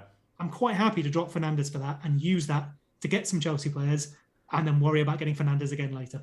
Yeah, I think that might become my strategy, as much as I'd love to get Lukaku earlier. One thing that will change everything, and by the way, guys, if you like our chat, subscribe to the channel, because Seb is on Scoutcast every midweek. Check that out with Joe and Seb. I do team reveals with Az every week, so you should, hopefully, if you're not already, be liking and wanting to subscribe to this channel. Harry, we're about to kick off, so we won't speak too much longer on this, but Harry Kane could change everything. If Kane does get to City, Seb, and I know we're probably thinking that's unlikely now, perhaps there's a 20-30% chance it happens, but it still could happen. If he goes to City, spanner in the works, I think we'll see loads of wild cards, because not only will Lukaku be on the wish list, but Kane for me is a set and forget at City. Quite possibly. Until we've seen him play, it's hard to say that, but he really does look like one we'll all want. I feel like the theme of this season, and I think we maybe said this last year a bit as well, but definitely this season, is you can't have them all. Like, even ignore Kane, Son, ignore even the premiums. You can't even have all the good mid-price midfielders. Like, there's so many options at the moment across the park that I don't think you can choose the perfect team. It maybe has to be a bit situational based, and we're going to have to rotate around and hope for the best. Yeah, and fortune favours the brave, so don't be scared about dropping Salah or Bruno, guys. I mean, for the time being, hold them. But at some point, you're probably going to have to let go of these guys. It doesn't just have to be because they blanked a couple of game weeks in a row. It's because there's other premiums that are delivering and can be safe bets too. And we've not always had that, and I think this season we'll get perhaps more premiums delivering consistently than in the past. In the past, we've had strikers like Kane and Vardy do it. Well, now we've got Lukaku too. Perhaps there's other midfielders in there as well. The Man City midfielders, could Grealish become one? I don't know. I feel like with Man City, you look at Gabriel Jesus, and if he keeps getting game time, could he become a really good option? Because he's like 9.5 now. If Torres keeps playing at 7 million, will he get loads of goals? So yeah, I think we're going to see a fair few premiums that return consistently. I feel like it's about picking your moment and remaining composed when, there's probably in our head, there's probably a list of 25 or 30 players that we want. And when they score points, we're going to feel like, oh, darn, that's a player someone else has got and I could have had, and oh, nuts. You can't, obviously, by definition, have all those players. So it's about remaining composed when your players don't get points, not knee-jerking into them, and then picking the moments to switch your players. So, every week, don't be looking for an alternative to Salah. That just sounds like folly. But pick that once or twice in the season to find an opportunity where Salah is second best to a Fernandes or a Lukaku or a Kane or someone like that. There's an analogy I quite like, which I'll steal from somewhere else, which is a poker strategy, which is playing tight and aggressive. So you fold most of the time. You hardly ever play. You're tight on it. But when you do have a good hand, you go absolutely aggressively for it. And I feel like that applies to FPL. When there's nothing on, when there's lots of things and it's all here or there, don't get distracted. But when there's an opportunity, absolutely go for it. Love that poker analogy, Seb. There is a few poker analogies in another place that you might want to check out. If you haven't read this book, it's called Fantasy Premier League, Unlocking the Secrets to the Top 1% Finish. There's loads of cool stuff in there, including some poker analogies and a little section on poker. Check it out. You can follow me on Twitter. The handle's there for if you want a link to the book. Also check out Wasting a Wild Card, which was written by Fantasy Football Scout, in part. And both these books are available on Amazon. Also, there's a book called The Mind Game, which is really cool as well. Want to get all three in. That was very smoothly done, Gianni. Thanks, mate. We've still got West Ham 1, Leicester 0. No subs of note yet. No subs at all. 48-27, 28-29. Probably looks like a sort of 4-4, yeah, 1-1-ish. It does, Leicester. doesn't it? Like we've kind of got a flat midfield four at the moment with Tielemans, so Maddison on the right, Tielemans and Ndidi in the middle with Barnes on the left potentially there. Yeah. And then Vardy up front. Sorry, I said 4-4-1. 1-1, yeah. didn't I? 4-4-1 is what I meant. Yeah. And Vardy up front. So Maddison's probably dropped into that right channel. We've just got a central two. And I guess Barnes, Maddison, maybe a bit of Tielemans are going to be trusted to push forward when they have the opportunity. Loads in the chat saying, oh, the book's written backwards. Very funny. It definitely is mirrored. You're right, though. Wayne, how much is it? Wayne, it's a bargain. If you're in the UK, it's even cheaper because it's free delivery. Oh, West Ham in here. Just over by Souček, I think. Bowen plays him in with a nice little flick. Souček probably reaching for it. Like he's on the stretch. You can only get a toe for it and he puts it over the bar. Good play. Finding spaces. This could be good for Antonio owners because Leicester at some point are going to have a go and there'll be even more space. But yeah, good little flick from Bowen to put him in, wasn't it? It's not great defending by Leicester there. I feel like there's three of them coming in on Souček and they all hesitate and let Souček get to that ball first. Yeah, and we know Souček doesn't stop for anyone. Schmeichel with his feet. I don't like it. I don't like Schmeichel with his feet from those short passes. I always feel like he's a very good shot stopper, and actually I really like him as a keeper, but he's not the best at his short passes, and I don't think Leicester usually play that short game, but tonight they have. Yeah, fair. We've seen them come away a few times from those positions, haven't we? Especially central, where they may be looking to... Bowen into the... Great tackle from Sunchi. From a throw-in, knocked on Bowen, trying to get in from the right channel, and Sunchi just clears that away. Great tackle. Yeah. Those of you that stayed with us since half-time, thank you for staying with us. Do get your questions in as well if you want. Timestamp says Abdul, we are on 50, 22, 23, 24, 25, 26. Seb, you might be a second or two ahead? Literally 2 seconds ahead of you. Set-piece goals from last season. West Ham 17, top. Southampton 15. Now Vestergaard's not there, that could drop. Although Ward-Prowse does have the best delivery. In fact, Ward-Prowse and Cresswell probably in the league. 2 of the best at set-piece delivery. KDB, of course. Yeah, KDB. Mason Mount's got a decent one. Yes. Money Mace. So it came in very, very tight to Schmeichel there. He's just got up and cleared it away well under pressure, to be fair. But you could see there was a I think it was a free kick rather than a corner. Oh, ball just coming in here. Antonio, great save. Oh! Great save. He's so good, Schmeichel, at shot stopping. Was that Fornals creating that again? But straight, I thought he was looking for Souček. Antonio comes up the far post just behind Souček. Really strong header and a really strong save from Schmeichel. I think you're right. It was Fornals. It was on the right-hand channel, but Fornals puts in a beauty. We said it in the first half. If you right now had to pick between Fornals and Benrahma, yeah, I'd pick Fornals. I say that. I'll transfer Benrahma later. But based on this match, Fornals is the main threat in that midfield. I've looked at West Ham minutes in the past, and if we're going off last season, Fornals is more likely to play 90 than Benrahma. But maybe that could change this year. But again, I mean, it's the Lingard thing again, isn't it? Like, if he comes in, one of them has to lose their place, you'd think. Do they share it? Do they maybe lose the impetus? Oh, that is a really good save.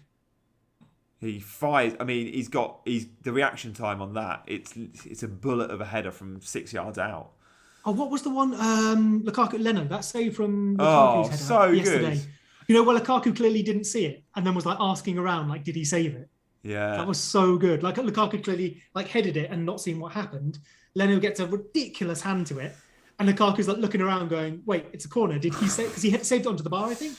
He was like, did he save that? Yeah. It was Yeah, so it good. was a shock on Lukaku's face. Yeah. Um, Oh, Harvey Barnes coming forward here, although surrounded by West Ham players. He's done really well to get through, but he's crowded out in the end and Soufal clears it away.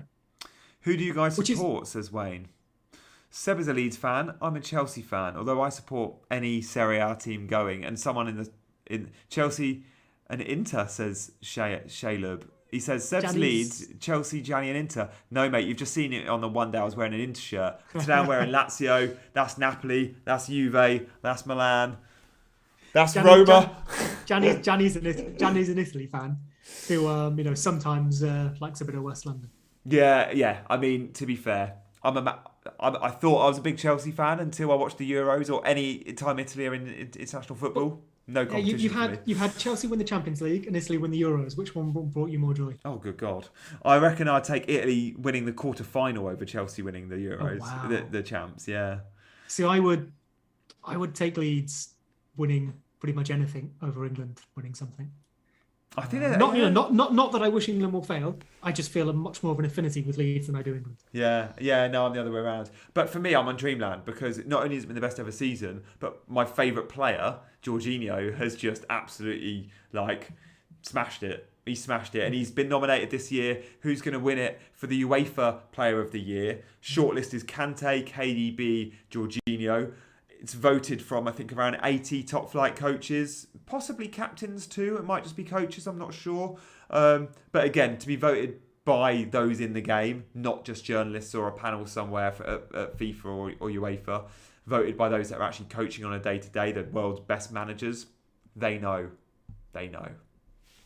It's always an interesting one, isn't it? Because it depends on what the criteria that they've been instructed to vote on. Because if it's vote for the best player, KDB wins it every time 100%. Yeah.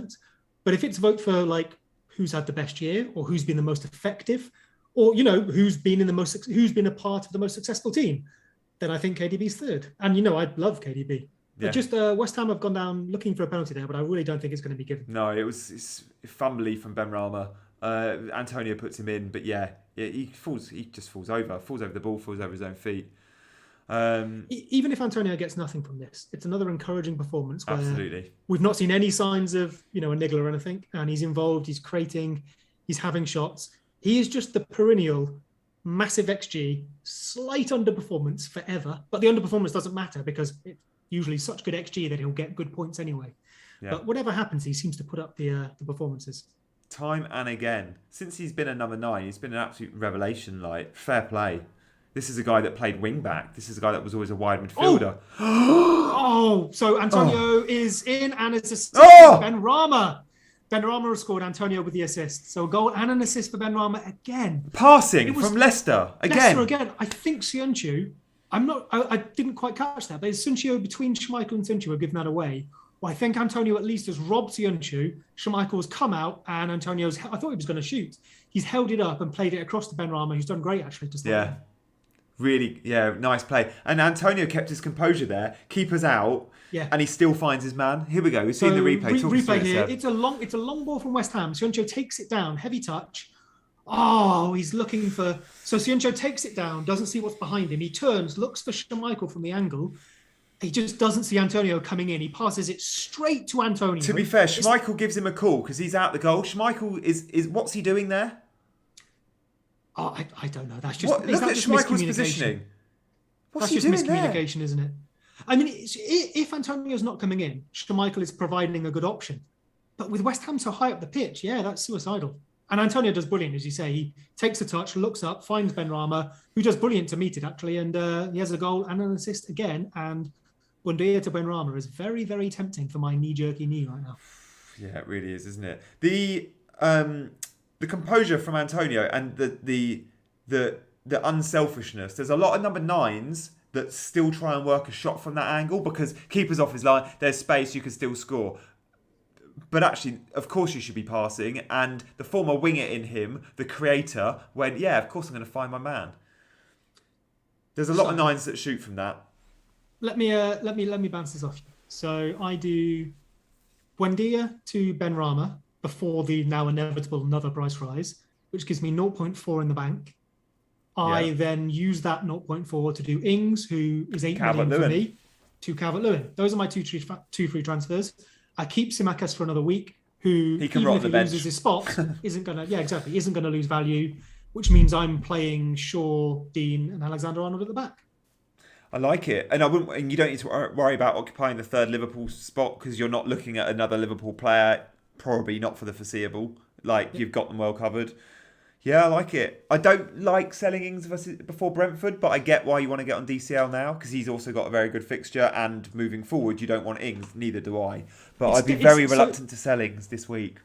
It's definitely I could keep Ings and then miss out on Calvert-Lewin, but it does feel, I agree, like it's not perfect.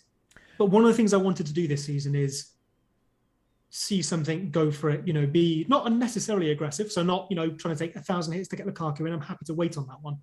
But I do not like Villa's attack. Yeah. And even if it comes good eventually, it needs to come good next week for me because Ings has gone anyway in game week 4.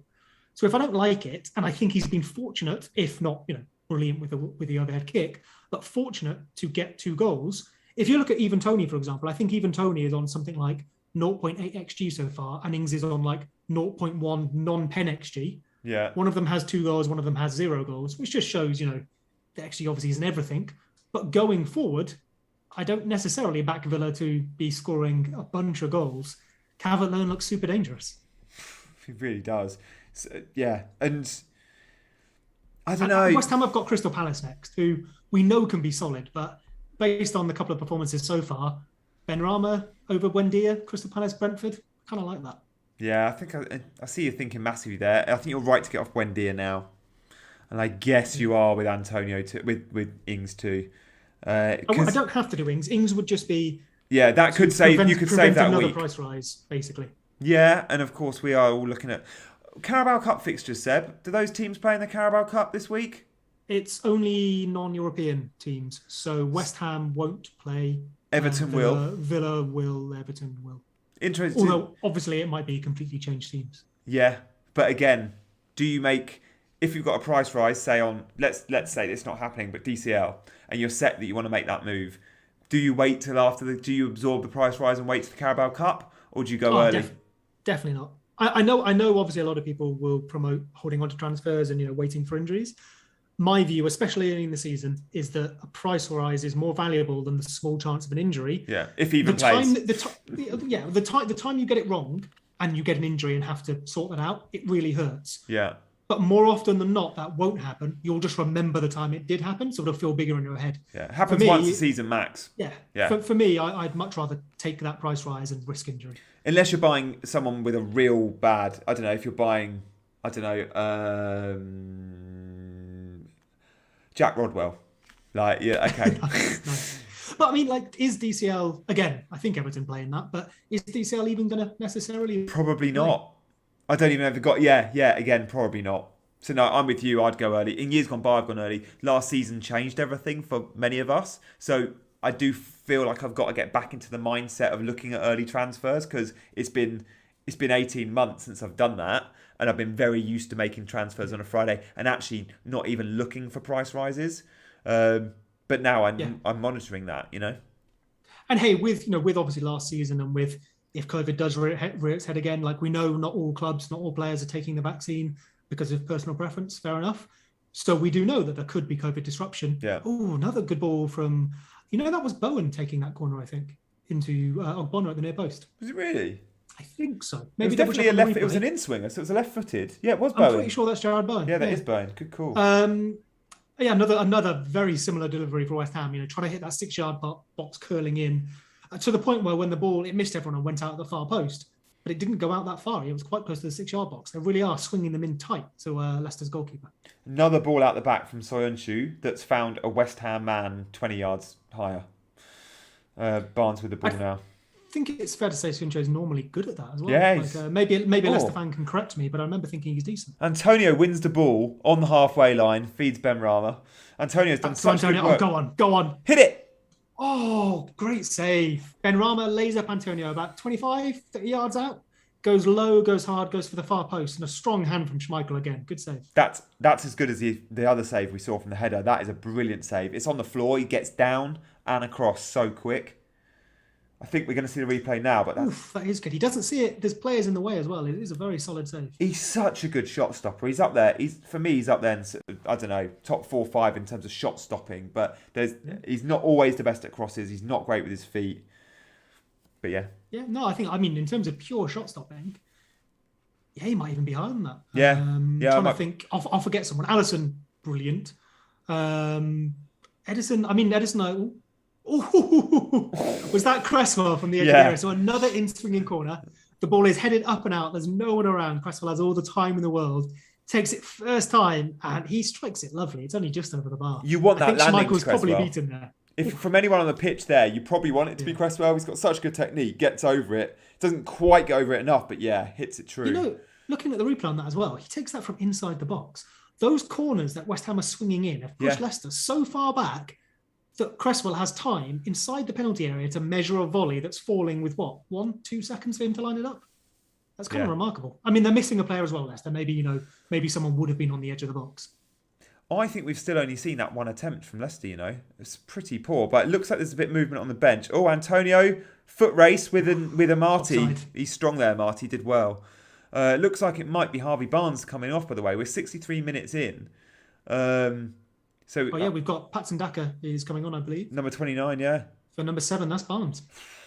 So Barnes, you get 2 points, unfortunately. 63 minutes, 64th minute. But do you sell him ahead of Norwich? Not a chance. Don't do it, guys. Yeah, although, Ben Rama, he'll have to wait another week.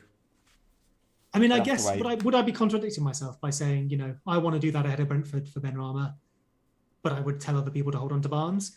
I feel like Barnes is shown more than Buendia though so far. Buendia was maybe the one pick I'm unhappy with. I basically went, would I double up on West Ham with Ben Rama and Antonio, or would I double up on Villa with Ings and Buendia? And I went with Buendia just for those, the numbers he's put up in the past, the fact that I liked Villa's attack. I was clearly wrong on that. It's not quite come together yet. And I think maybe just because he was a bit more expensive, I knew I could make the move in one direction easier than I could make it in the other.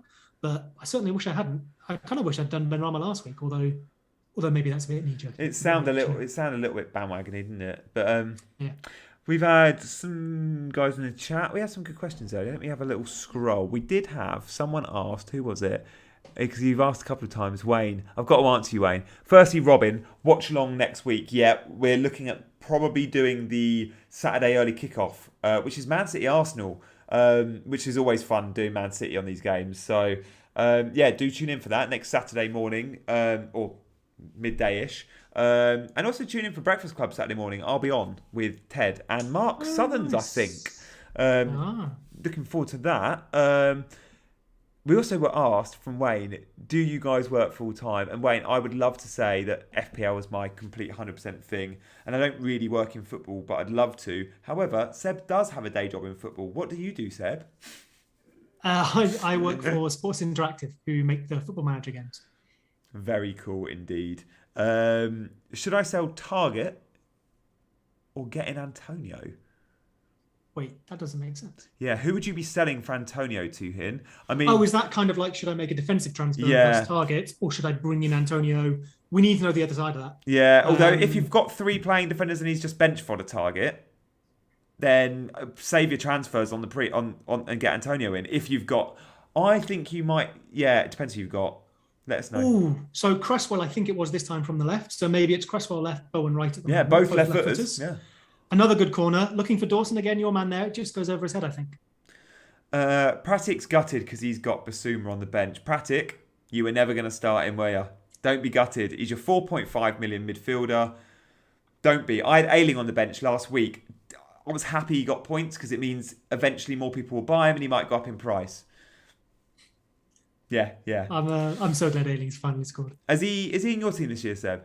No, because I have 4.0s. Of course you do. The only reason he's not is because I wanted that money on the pitch, 4.0s on the bench, or in the starting lineup in case of Samakas. Yeah, and I'll have Ayling start this weekend. You can see where West Ham get these set piece cards from. That is again Bowen from the right this time, looking for Craig Dawson, and he comes into it late. Doesn't really get anywhere near the goal, but it's just the same corner again. It arrives just inside the 6-yard box, nice and sharp and hard, I guess is the right way to put that. Sharp and hard. Okay. But hard for, Leicester clear or Schmeichel to come out and get. And another good chance for West Ham. It's an impressive delivery from Bowen time and again with the flat delivery. That's what I like. It's so flat. It doesn't give defenders any opportunity to get under it, to get time across.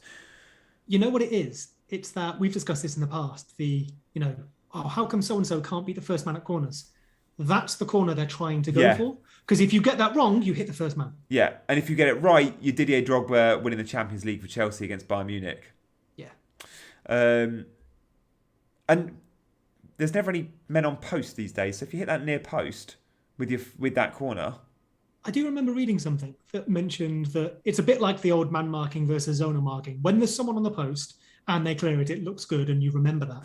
But statistically, you're much better having that no extra one on the presence post and marking in the box. For the 1 or 2 times a season that someone would have cleared it off the post, you have 10 or 20 times that player clears it from the middle of the box. Yeah, and also people on posts can also put keepers off. We often see keepers saving the area where that player would be, and if that player was there, yes, he's either making the clearance or sometimes not making the clearance. It goes in off him, and the keeper doesn't actually go there because he's almost in his way.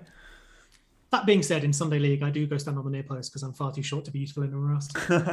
Do you play Sunday League football as well, Seb, or is that like a when you play Sunday League? Not for a little while actually, but we did used to have an office team that played. But obviously, with I think with COVID and all that sort of stuff, we haven't played for a little while. Fair.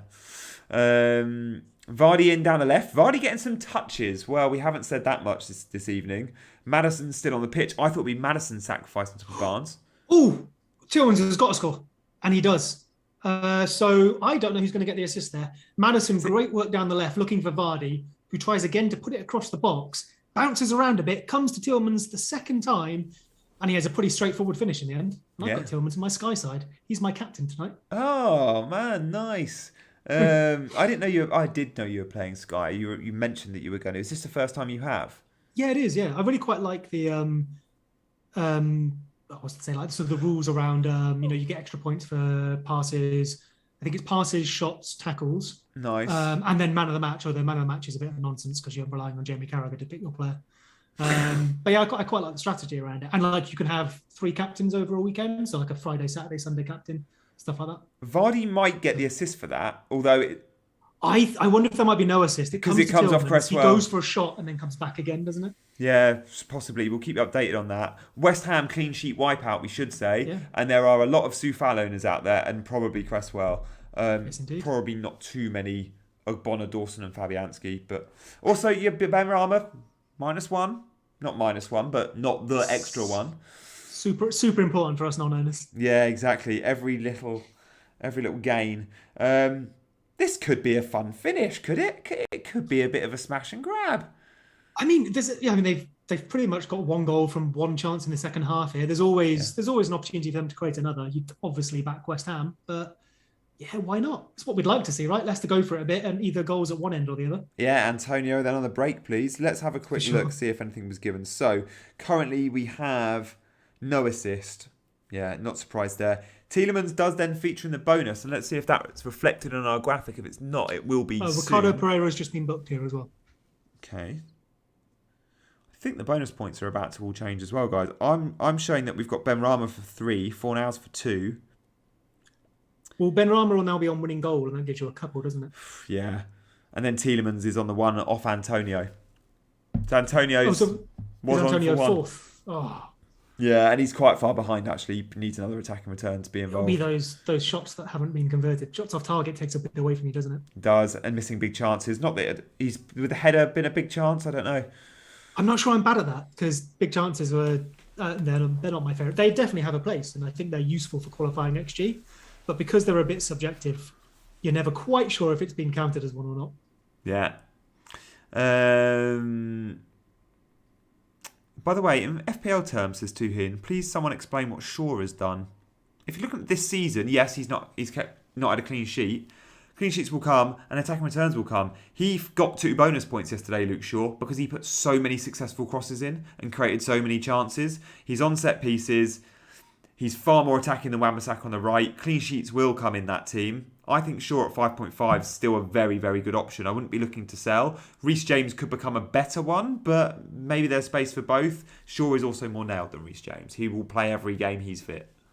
I mean, I think you pick defenders for a longer time horizon than you do attackers. Attackers, you target 2, 3, 4 fixtures. defenders, because often you're looking for clean sheets, which you maybe want to target a big chunk of fixtures and hope that they get 5 out of 7 or something. And we can't predict their attacking returns as much. Oh, Leicester just on the break there. Vardy tries to put a ball across and there's no one really in there. I think defenders, you just need to chill on a bit more. You pick solid defenders that over the long term have a good chance of returning, and you spend your transfers further up the pitch. Yeah, like I'm seeing people selling Ben White this week. I think he's about to drop in price, but if you pick Ben White, you didn't pick him for game week 1, 2 and 3. You saw the fixtures. He didn't play for me in 1. He was on my bench. I was always benching him 2 and 3, and I know he's out with COVID, but come game week 4, 5, 6, I want him for the good fixture runs, and I'm not going to be wasting a transfer on a 4.5 that's going to continue to play and have good fixtures. So, yeah. Probably a bit of a self-fulfilling prophecy there, I guess. Like, you want to hold Ben White, but then you see he's going to drop in price and you go, oh, well, I need to get rid of him to save that 4.5 in my budget. Yeah. And then obviously that contributes to a further drop. Yeah. 17, 18 minutes left now. Yeah, Leicester, Vardy just got in on the right, showed really good pace to beat, I think it was Cresswell, who's not the quickest, but I was watching Vardy then thinking, you've been running for 73 minutes chasing shadows and you still put the burners on. He has still got it in terms of speed, which is pretty impressive because what is he, 34? Yeah, I don't know off the top of my head, but that sounds right. I don't still think got the gas. Is it because he was Is it because he was later into the professional game? Although he would have had so much football as an amateur.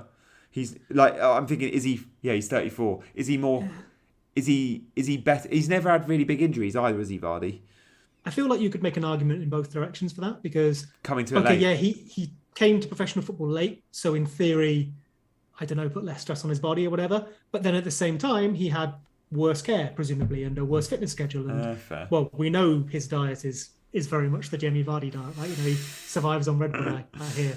So I don't know. Is he possibly just a physical anomaly, right? He's built really well. He knows what works for him, and he makes the most use of it. He's got the right body shape for the quick and nimble. You look at your likes of Wayne Rooney and you go, you're going to probably lose pace over time because just genetically his body shape is slightly another set piece opportunity for Dawson there, I think.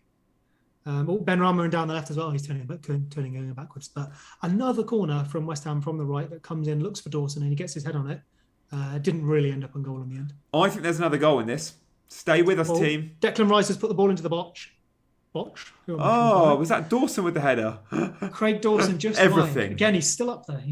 Everything. Rubber Ducky has joined us. Good stuff. How you doing, mate? Lovely of you to join us. Where have you been for the last hour and a half? No, thank you. Question for Seb when I go get a glass of water. And it's nothing you said, Rubber Ducky. Question was, and Kev has asked it, and Kev only asks questions when they're good questions. So, he says, Seb, what's your opinion on the Leeds left back?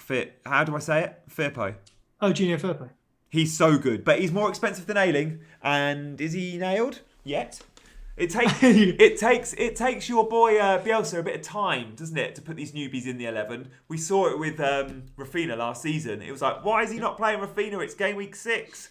Rafinha did only come in game week 4, to be fair. Did he? Was it 4? Yeah, it was the end of the transfer window. Oh, but when did he come into the 11? Like game week 8, 9? It took him a while. I think it might have been a bit sooner than that. I'd have to check. He played in the Man United defeat, the 6-2, because he got a couple of assists, and I think that was that relatively early in the season? I think that was sort of November, I'd have thought, but yeah, maybe. Fair enough. So yeah, go on, left back. I'll be back in 2. 1. Go for it. So yeah, Junior Firpo. I mean, I'm going to steal... West Ham into the box there. Sufal again with a good cross, and Sincho clears it out. And another corner, which we know they're dangerous from. Going to predict Craig Dawson getting ahead on this. But Junior Firpo, I think, has looked solid enough so far. Probably not as exciting as I'd want him to. But maybe that's just a bit of settling into the team, trying to get his partnership with Jack Harrison going. We know as well as Gianni said that Bielsa can take a bit of time to put players in. He did put Firpo in immediately, not immediately because he wasn't fit, but as soon as he was available. Maybe it's a bit of time for him to get up to speed. I think he's been solid enough defensively, certainly more than Alioski. In terms of going forward, we've not seen all that much yet. We've certainly not seen the Betis Firpo, which is what we really want. The Barcelona Firpo didn't get in the team all that much. Betis, he looked really good in attacking. But I think it's fair to say we could wait on him a little bit. Right now, I don't think he's worth 5.0 over like a 4.5 in Luke Ayling, despite Luke Ayling playing in a back three when we do, which he will again this weekend against Burnley. So one to keep an eye on.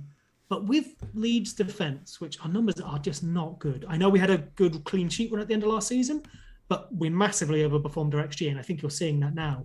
I don't think there's any rush. Like, you can take your time, you can scout him out, you can see if the numbers look good, you can see if the eye test looks good, and maybe see if you fix your plans when we do get some good fixtures, which is in the next 2, 3, 4 weeks, I think.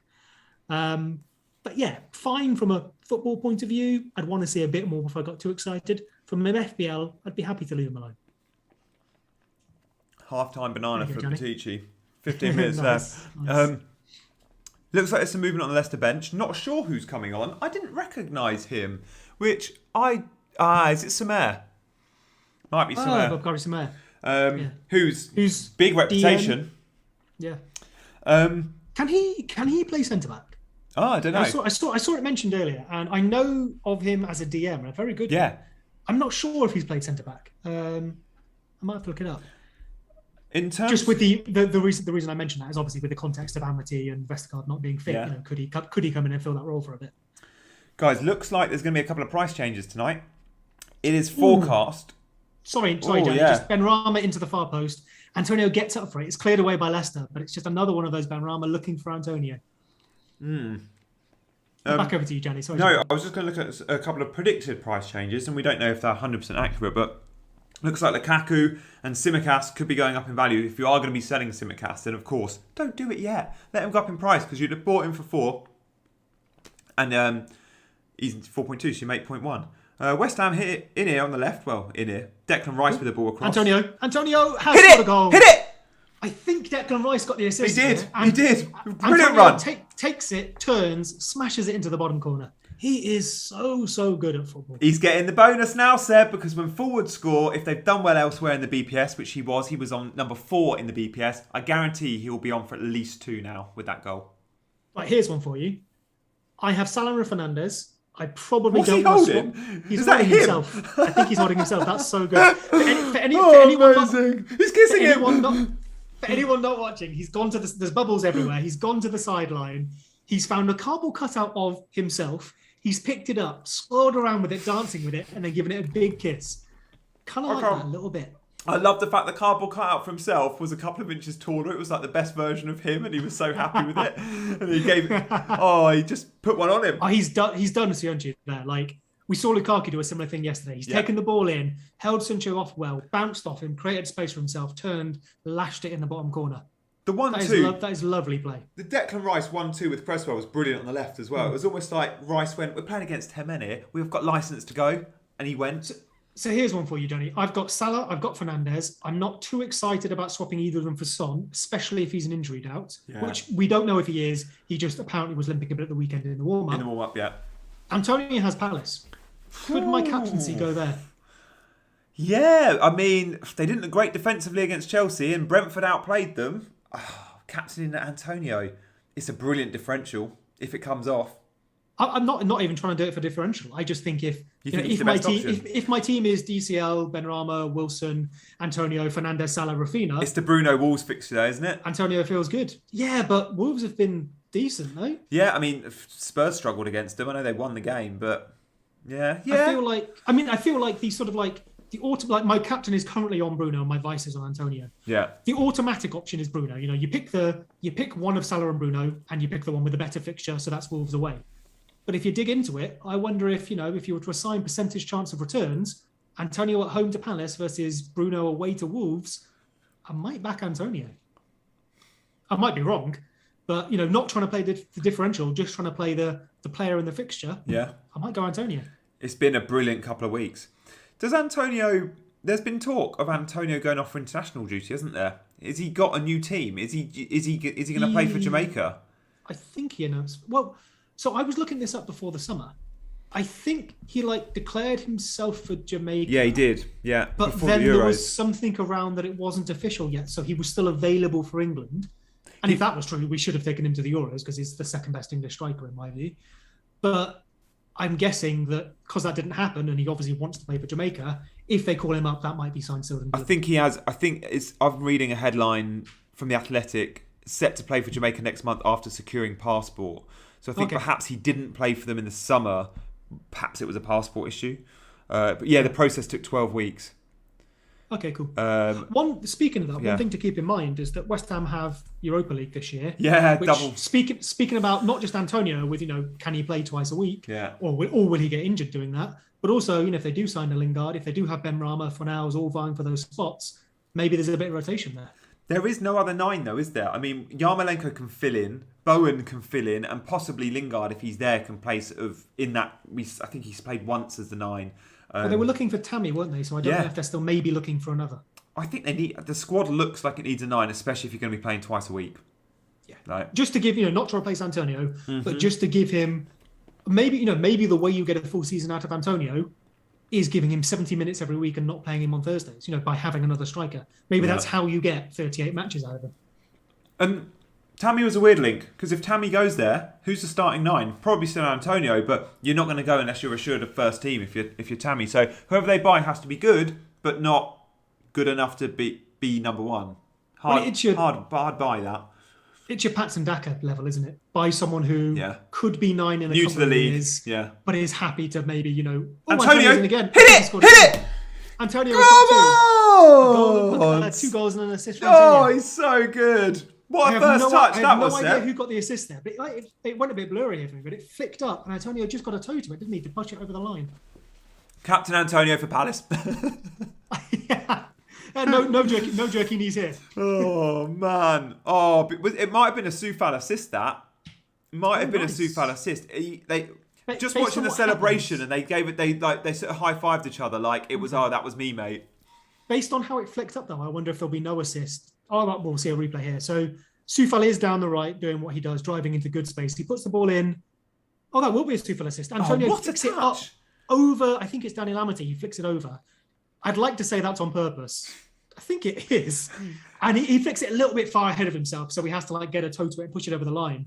But that's ridiculous. Seb, that's on purpose because he's moving before the ball's gone. He knows where that ball's going by just his movement. I think he flicks it further than he means to because he has to stretch. But is that the second angle there? Is he trying to take a touch or is he trying to flick it? No, I think he's trying to flick it. I mean, I don't care. I'll give it to him. That's all obscene skill. It's a bit like, do you remember the Bergkamp one where he was spun? It was a bit like, did he mean to do that? And he means it because of his movement. It's so quick that he knows where it's going. He's not reacting to the bad touch. And Antonio's not reacting to a bad touch there. He knows where that ball's going. He's reacting so quickly, it's not reacting to a bad touch, or you just don't move that quick. Yeah, you're totally right. But that's where I'm wondering. So like you say, Bergkamp knew what he was doing because he's already spinning to where the ball is going to end up. Antonio, he does have to stretch and react to that. Maybe it's just because he put it too far. Maybe he means to flick it. But he does have to stretch to it. Bergkamp didn't have to break stride. Yeah. So, I mean, hey, look, we're arguing over something a little silly here. Either way, that's a fabulous goal. And even if it's not on purpose, right? He tries to take a touch, flicks it up and reacts to it. That's still flipping good. Yeah. On point. I mean, securing the 3 bonus, the 2 goals. Who's going to captain Antonio for Crystal Palace? Who captained Antonio tonight? Over Salah, Fernandes, Mahrez? Come on, someone in the chat. Let us know if you captain Antonio. Lie to us if you have to. Tell us. Yeah, Gianni will give you a shout out. It looks like Yarmolenko and Noble are coming on. So we could see Antonio with a little breather. I would. 4-1, 5, 6, 7 minutes to go with injury time. You'd take him off. He's looking fit. He's looking good. Or the hat trick. Will he keep on for the hat trick? Has he ever had a West Ham hat trick? Oh no, he has against Norwich, didn't he? Yeah, where he got 4. I think he got 4. Yeah. I mean, maybe for Antonio you do, but it's Mikel Antonio. If you were to sit him down after the match and say, what do you want, the hat trick or another chance again next week? Knowing your record. Yeah. I feel like you're sensible here. David Moyes is sensible. Yeah. Or David Moyes, as he's known in Spain. Ooh, nearly. Patson Daka was played in down the edge there. Good defending, good goalkeeping in the end. Was that Semedo played him in? Those runs that I didn't see, actually, quite possibly. But already looking for those runs that Vardy's going to make, down the sides. Yeah. I captain Ben Rama. Good. Did you actually, Alexandra? Fair play. I mean, and he said he was on for 3. Did you really captain Ben Rama? I mean, I'm thinking those that did captain Antonio and Ben Rama probably would be watching this thread, right? Because this screen, because it's you want to know every action. Yeah, let us know. Gianni, I will be back in 2 seconds, but my turn to leave you with a Yeah, no, question. do it. So we know Lukaku is the Chelsea man that everyone wants. From game week 7, I think triple Chelsea is on. Who are your other two? Oh, I love that question. Right, guys, what are we thinking? Rubber Ducky, you're a Chelsea fan. What do you think? I mean, Lukaku, Mount, and James, I'm going to go. Benrahma off. Antonio also sub. Cheers, Kev. Yeah, Seb called that. Seb called that all day. I think we do consider triple Chelsea. Mason Mount, guys. This year, he's become an FPL option, I think, with Lukaku in the team. He's always been, one of my favourite players. I've never really had him in FPL. He's not really great for FPL, but I think he will be this season, especially with Lukaku. He's also one of the few guys we know is nailed. And not many, we can't say that many times, can we, for Tuchel? Antonio, come on, let's give him that standing ovation. James and Mount coming in from Mario.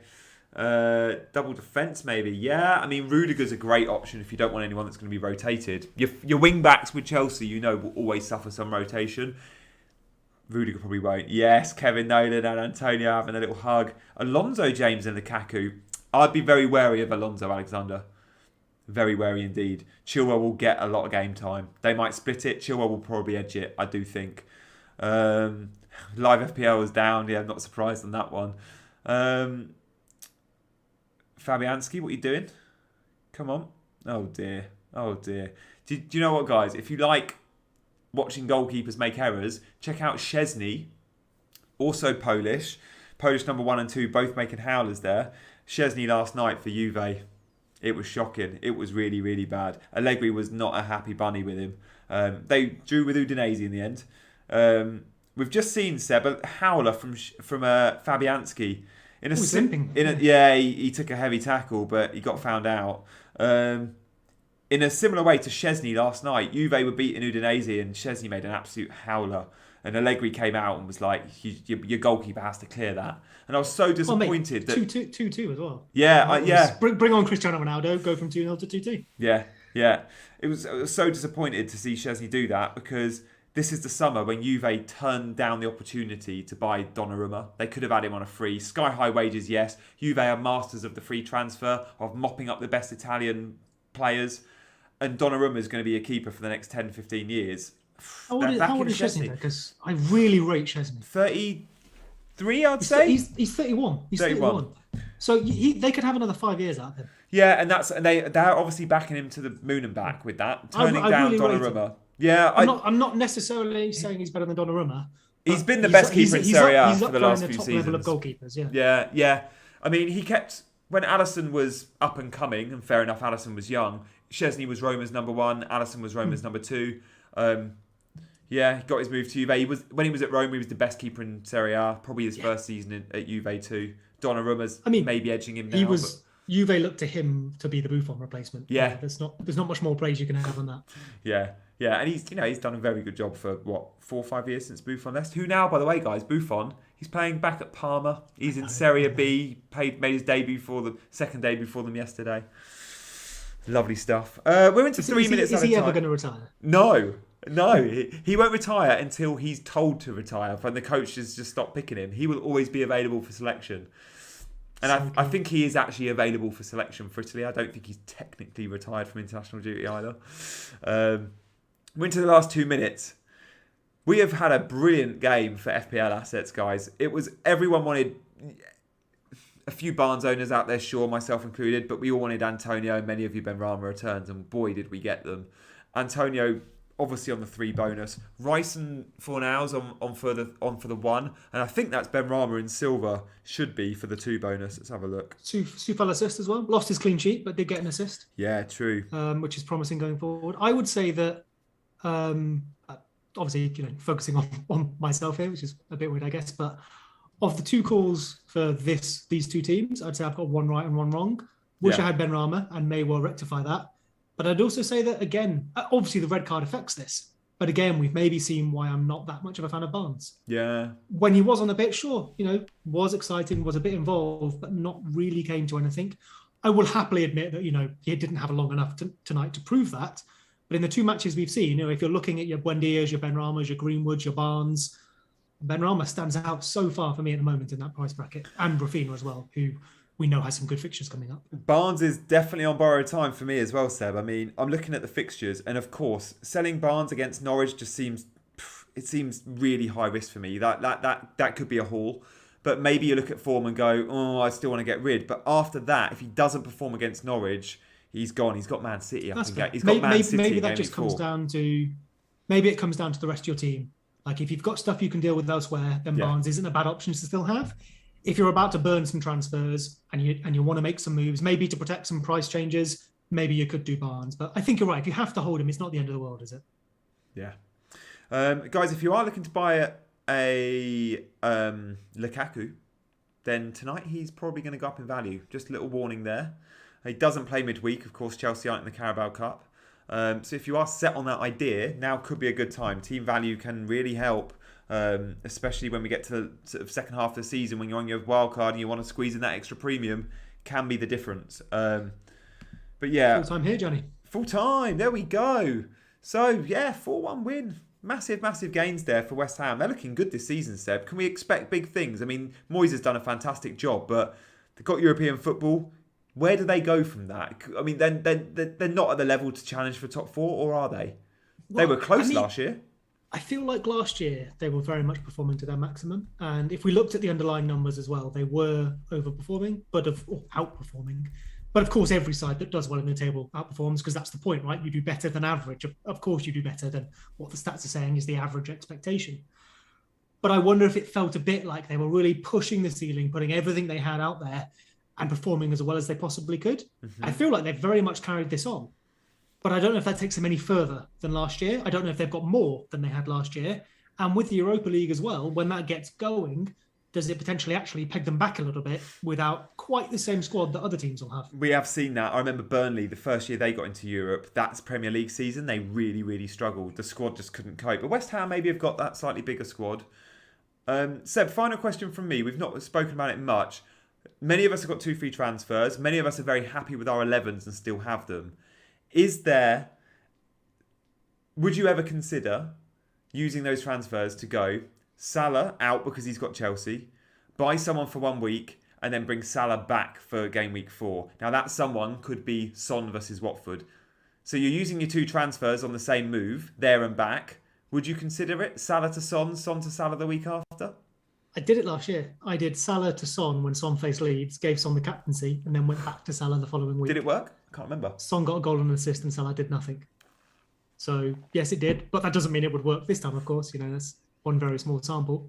So yeah, I would. If you've got nothing else to do and you really fancy that, I'd want Salah back immediately because I want him for that Leeds game. And maybe that's just me being a pessimistic Leeds fan, but I would want him back. So maybe the way you describe it, Gianni, is smart, where if you've got no other pressing issues and you're cool without Lukaku, you use one transfer only to do Salah to Son, and then you've booked in another one for Son back to Salah, and then you've got this one floating transfer to fix any problems that might come up in the meantime. Mm-hmm. Yeah. I'm just looking at my team, and I can do... If Harvey Barnes after game week 3 comes down to a 4.5, that's 3 million, right? That gets me Danny Ings to Lukaku, but 0.5 shy. So if this week my move saves me 0.5, potentially for game week 4, I can go Ings to Lukaku and sell Harvey Barnes because he's played his Norwich fixture. But how do I save the 0.5 this week? Rather than sell Tsimikas to Livramento, should I sell Ben White to Livramento? If you can... Ben White's about to drop in price, by the way. If you can field a team and not worry about if Tsimikas is going to play, or, well, maybe you want to bench him because of Chelsea. Yeah, he'd be benched. Yeah, maybe. Like, I know everyone's keen to get rid of Tsimikas now to bank that 0.1 and take advantage of someone else, but that 0.1 will probably stick around for another week, even if he doesn't play. I think that will stick away for a few weeks. I'd be happy to hold on to him, yeah. Yeah, I think that will stick around for a few weeks when he goes up to 4.2. I don't think it will be an immediate drop. Yeah, I'm definitely on the side of trying to play the price change game. So if that's not how you feel about FPL, absolutely fair enough. I'm more on that side. So I would be tempted by trying to save that 0.1 by getting rid of Ben White. Is Barnes potentially, 2 blanks? Is he going to look like dropping this week? He still needs another 31,000 sellers to drop, but I think it will happen. But that could come quickly. They've been waiting for tonight. Yeah, that could come by tomorrow night. That's the thing. I'm going to gauge it from now to tomorrow to see if that shortens to 5,000 left. Then that won't be a plan that works because by game week 4 he would have already dropped. But yeah, gonna think about that one. It might mean I'm making some moves tomorrow, which I haven't done in a long time in FPL. Haven't done Tuesday transfers for a very long time, but maybe I'm there. I'm with Seb. Beating those price rises when you can, if you're set on your plan, definitely one to consider. I like it. This feels a bit more like the FPL I like. Yeah. I mean, hey, obviously I did really poorly last year, so of course I wasn't going to feel like it was my kind of game. But this feels a bit more like what we know, one game a week. Yes, some midweek games, but taking that risk between an injury and a transfer and a price rise. I feel like I know what I'm doing when that happens. Yeah.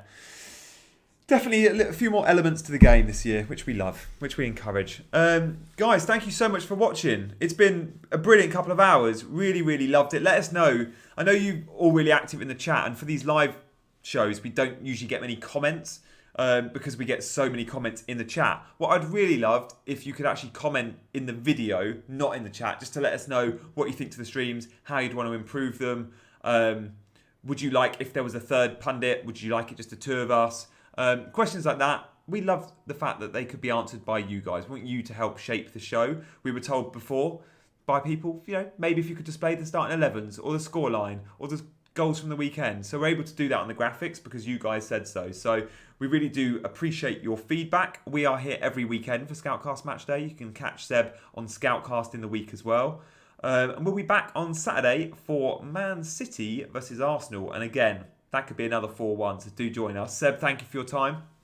Oh, mate, thank you so much for having me. And constantly throwing it over to me as well. You make me feel very much smarter and better at FPL than I am, always asking for my opinion, which is, I'm sure, not worth nearly as much as you make it sound. No, absolutely it is. And do you know what? The amount of requests in the chat asking Seb for questions.